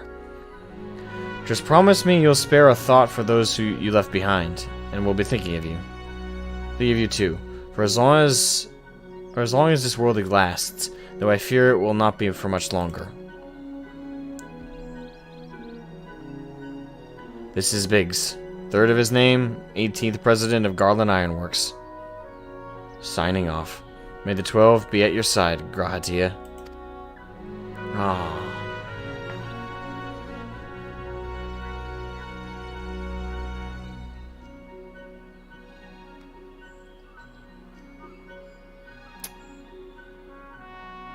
I don't know why I feel that. It's something so somber about that, isn't it? It's just I have this picture in my head of this the apocalyptic post 8th Umbral Calamity source and everything that happened, and now hearing that detail that Biggs became the president, which implies Sid either died or for some reason reneged the title. Oh man. It's a farewell letter. Damn. And it's got screwed up for sure.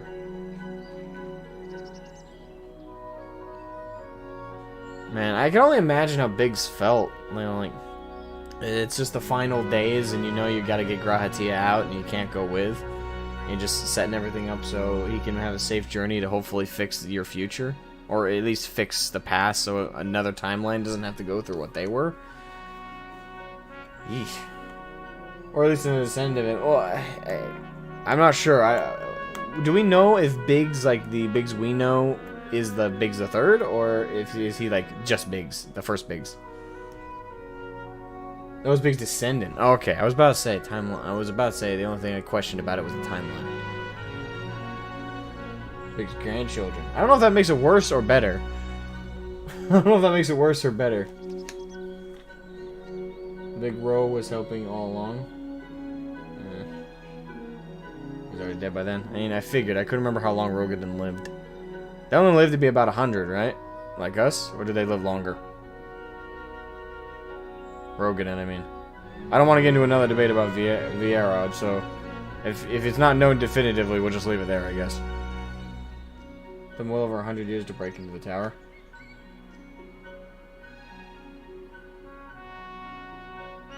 Right. Hold on, I was thinking about that real quick. There was a part about that I was questioning. No, I did, yeah, yeah, I do remember that detail. They had to work to generations. It took them around 200 years to figure out time travel eventually. It took them 100... Yeah, okay. Aren't their real names. Biggs and Wedge aren't their real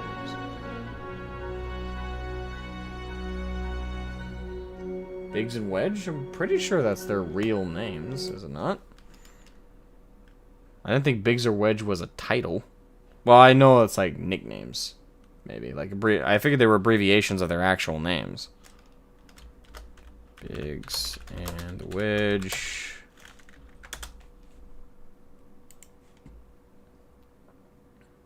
$25, Biggs, Wedge, 22. Excuse me.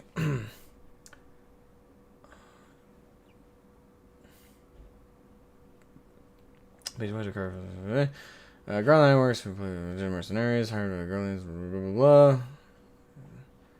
History, early life. Okay, they're not their real names. Okay, yeah, you're right. But aliases they began to use after. Ah, right.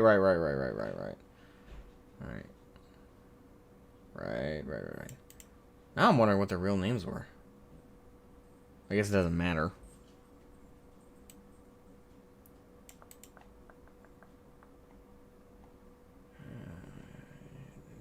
Alright, sorry. I'll read that a little more later. Anyway.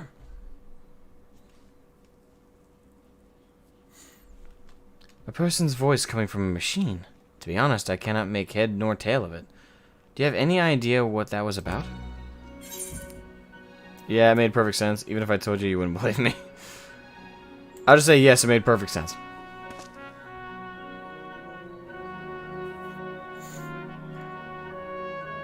Considering your connection to the Exarch, I'm not entirely surprised. Though one thing was clear even to me, the people who left the message were facing a great catastrophe. They placed their faith in the Crystal Tower, in much the same we have done ever since the Flood of Light.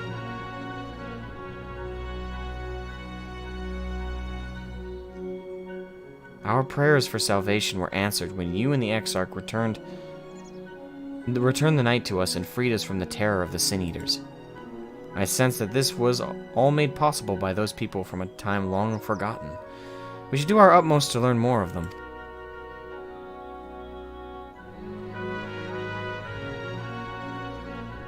Perhaps the researchers will uncover more of these messages. In any case, you have performed admirably in service to the Crystarium. Or of the Crystarium. We may have need of your strength and guidance in days to come. Until then, fare you well.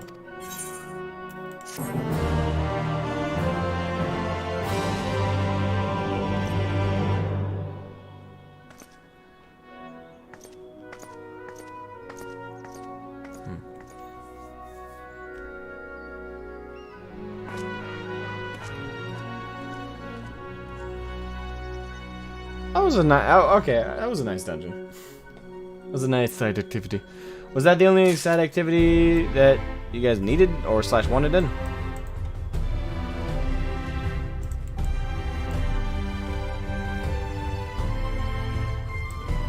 sure if these meds are gonna kick in.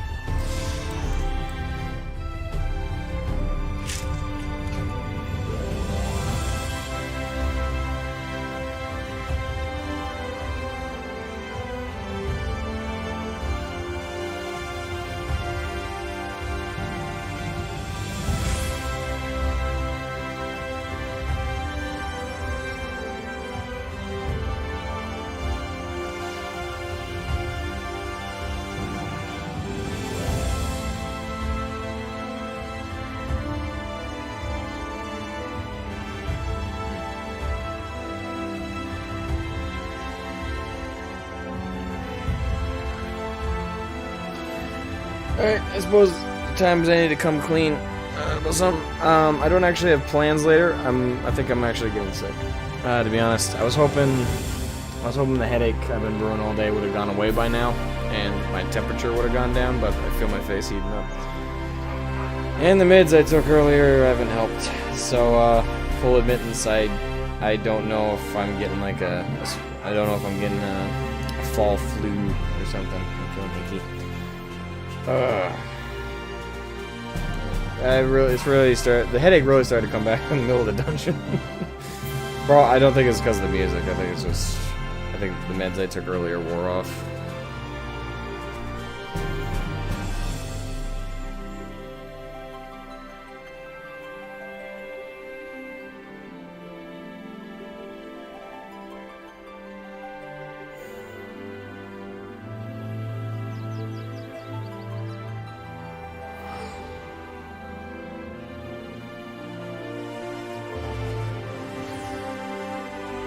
Yeah, don't worry about me, guys. It's just I was hoping I wasn't actually getting sick, but I think I am, to be honest. Yeah. I'm probably gonna go lie down. If there's no stream tomorrow, I'm gonna see if I can get. I'll probably take a couple-hour nap and hopefully get out of bed and set some videos up to record. I know I recorded a Final Fantasy episode early this morning, right after I took my meds, so hopefully I will be able to edit that together for tomorrow. But obviously it's still the clips for Shadowbringers to edit together and get those out. Yeah, but I'm not feeling particularly good right now. Oh, again, I just wish it had gone away. I don't like being sick. I don't like being sick. Alright, we're gonna call a stream here. I will hopefully catch you guys tomorrow. Hopefully it's just a little funk and it'll go away tomorrow after some Dayquil or something. If you guys don't see me tomorrow, hopefully you'll see me. Hopefully you'll see me by Wednesday, at the very least, if we're lucky. But yeah, I'll call it here. 4 hours into bed, nearly 4 hours into bed stream. And short compared to what I usually do. Alright, I will catch you all again, hopefully tomorrow. If not tomorrow, next day. But yeah, I'll catch you guys later. And I'll look up some twinning memes. I could do that right now before I fully leave. That's not gonna take much. Twinning memes. Twinning memes.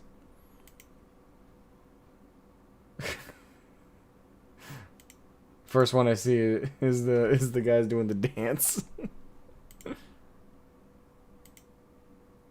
Is it twinning once?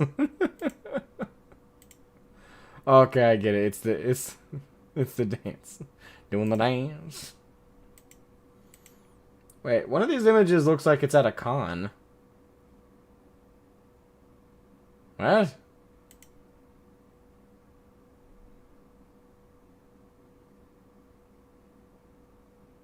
Concert one? Well, I see the first like image I saw was what looks like of the same dude doing a weird dance, but he's highlighted different colors. And the blue one has the gunbreaker symbol over it. There's a green one with the white mage. Don't know that symbol. I still gotta learn certain symbols of these guys. The FanFest one? Okay.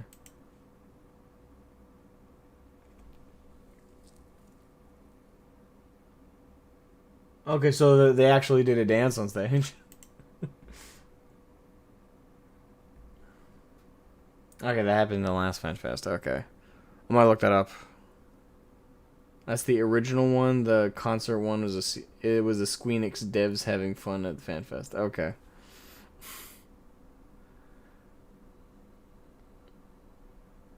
Code shirts for different roles. I like that. I do like that. That's kind of cool. I don't know. Maybe we'll react to a video of that next time I'm live. That way, you know, right, obviously when I'm not feeling funky. I will catch you guys next time. Sorry, we gotta cut the stream again short for what I'd usually do. More gil for the cause. I'll go in the lit. I don't see the highlight. Oh, there it is. Jeff, thank you for the super chat, man. Thank you. Memory test. What was the name of the 5.0 last boss? Memory test. What was the name of the 5.0 last boss? Hades. / Emmett.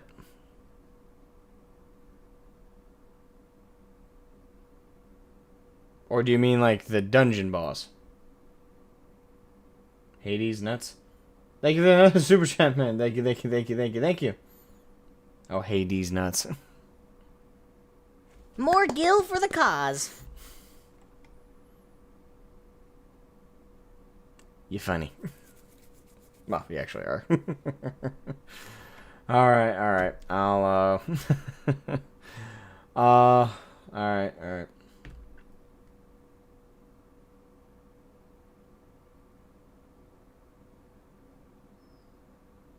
Props to Foxconn, yeah. So immature.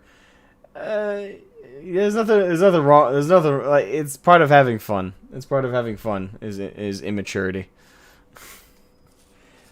Immaturity and fun go hand in hand. That's the beauty of it. All right, I'll catch you guys. Next time. Hopefully not feeling a funk.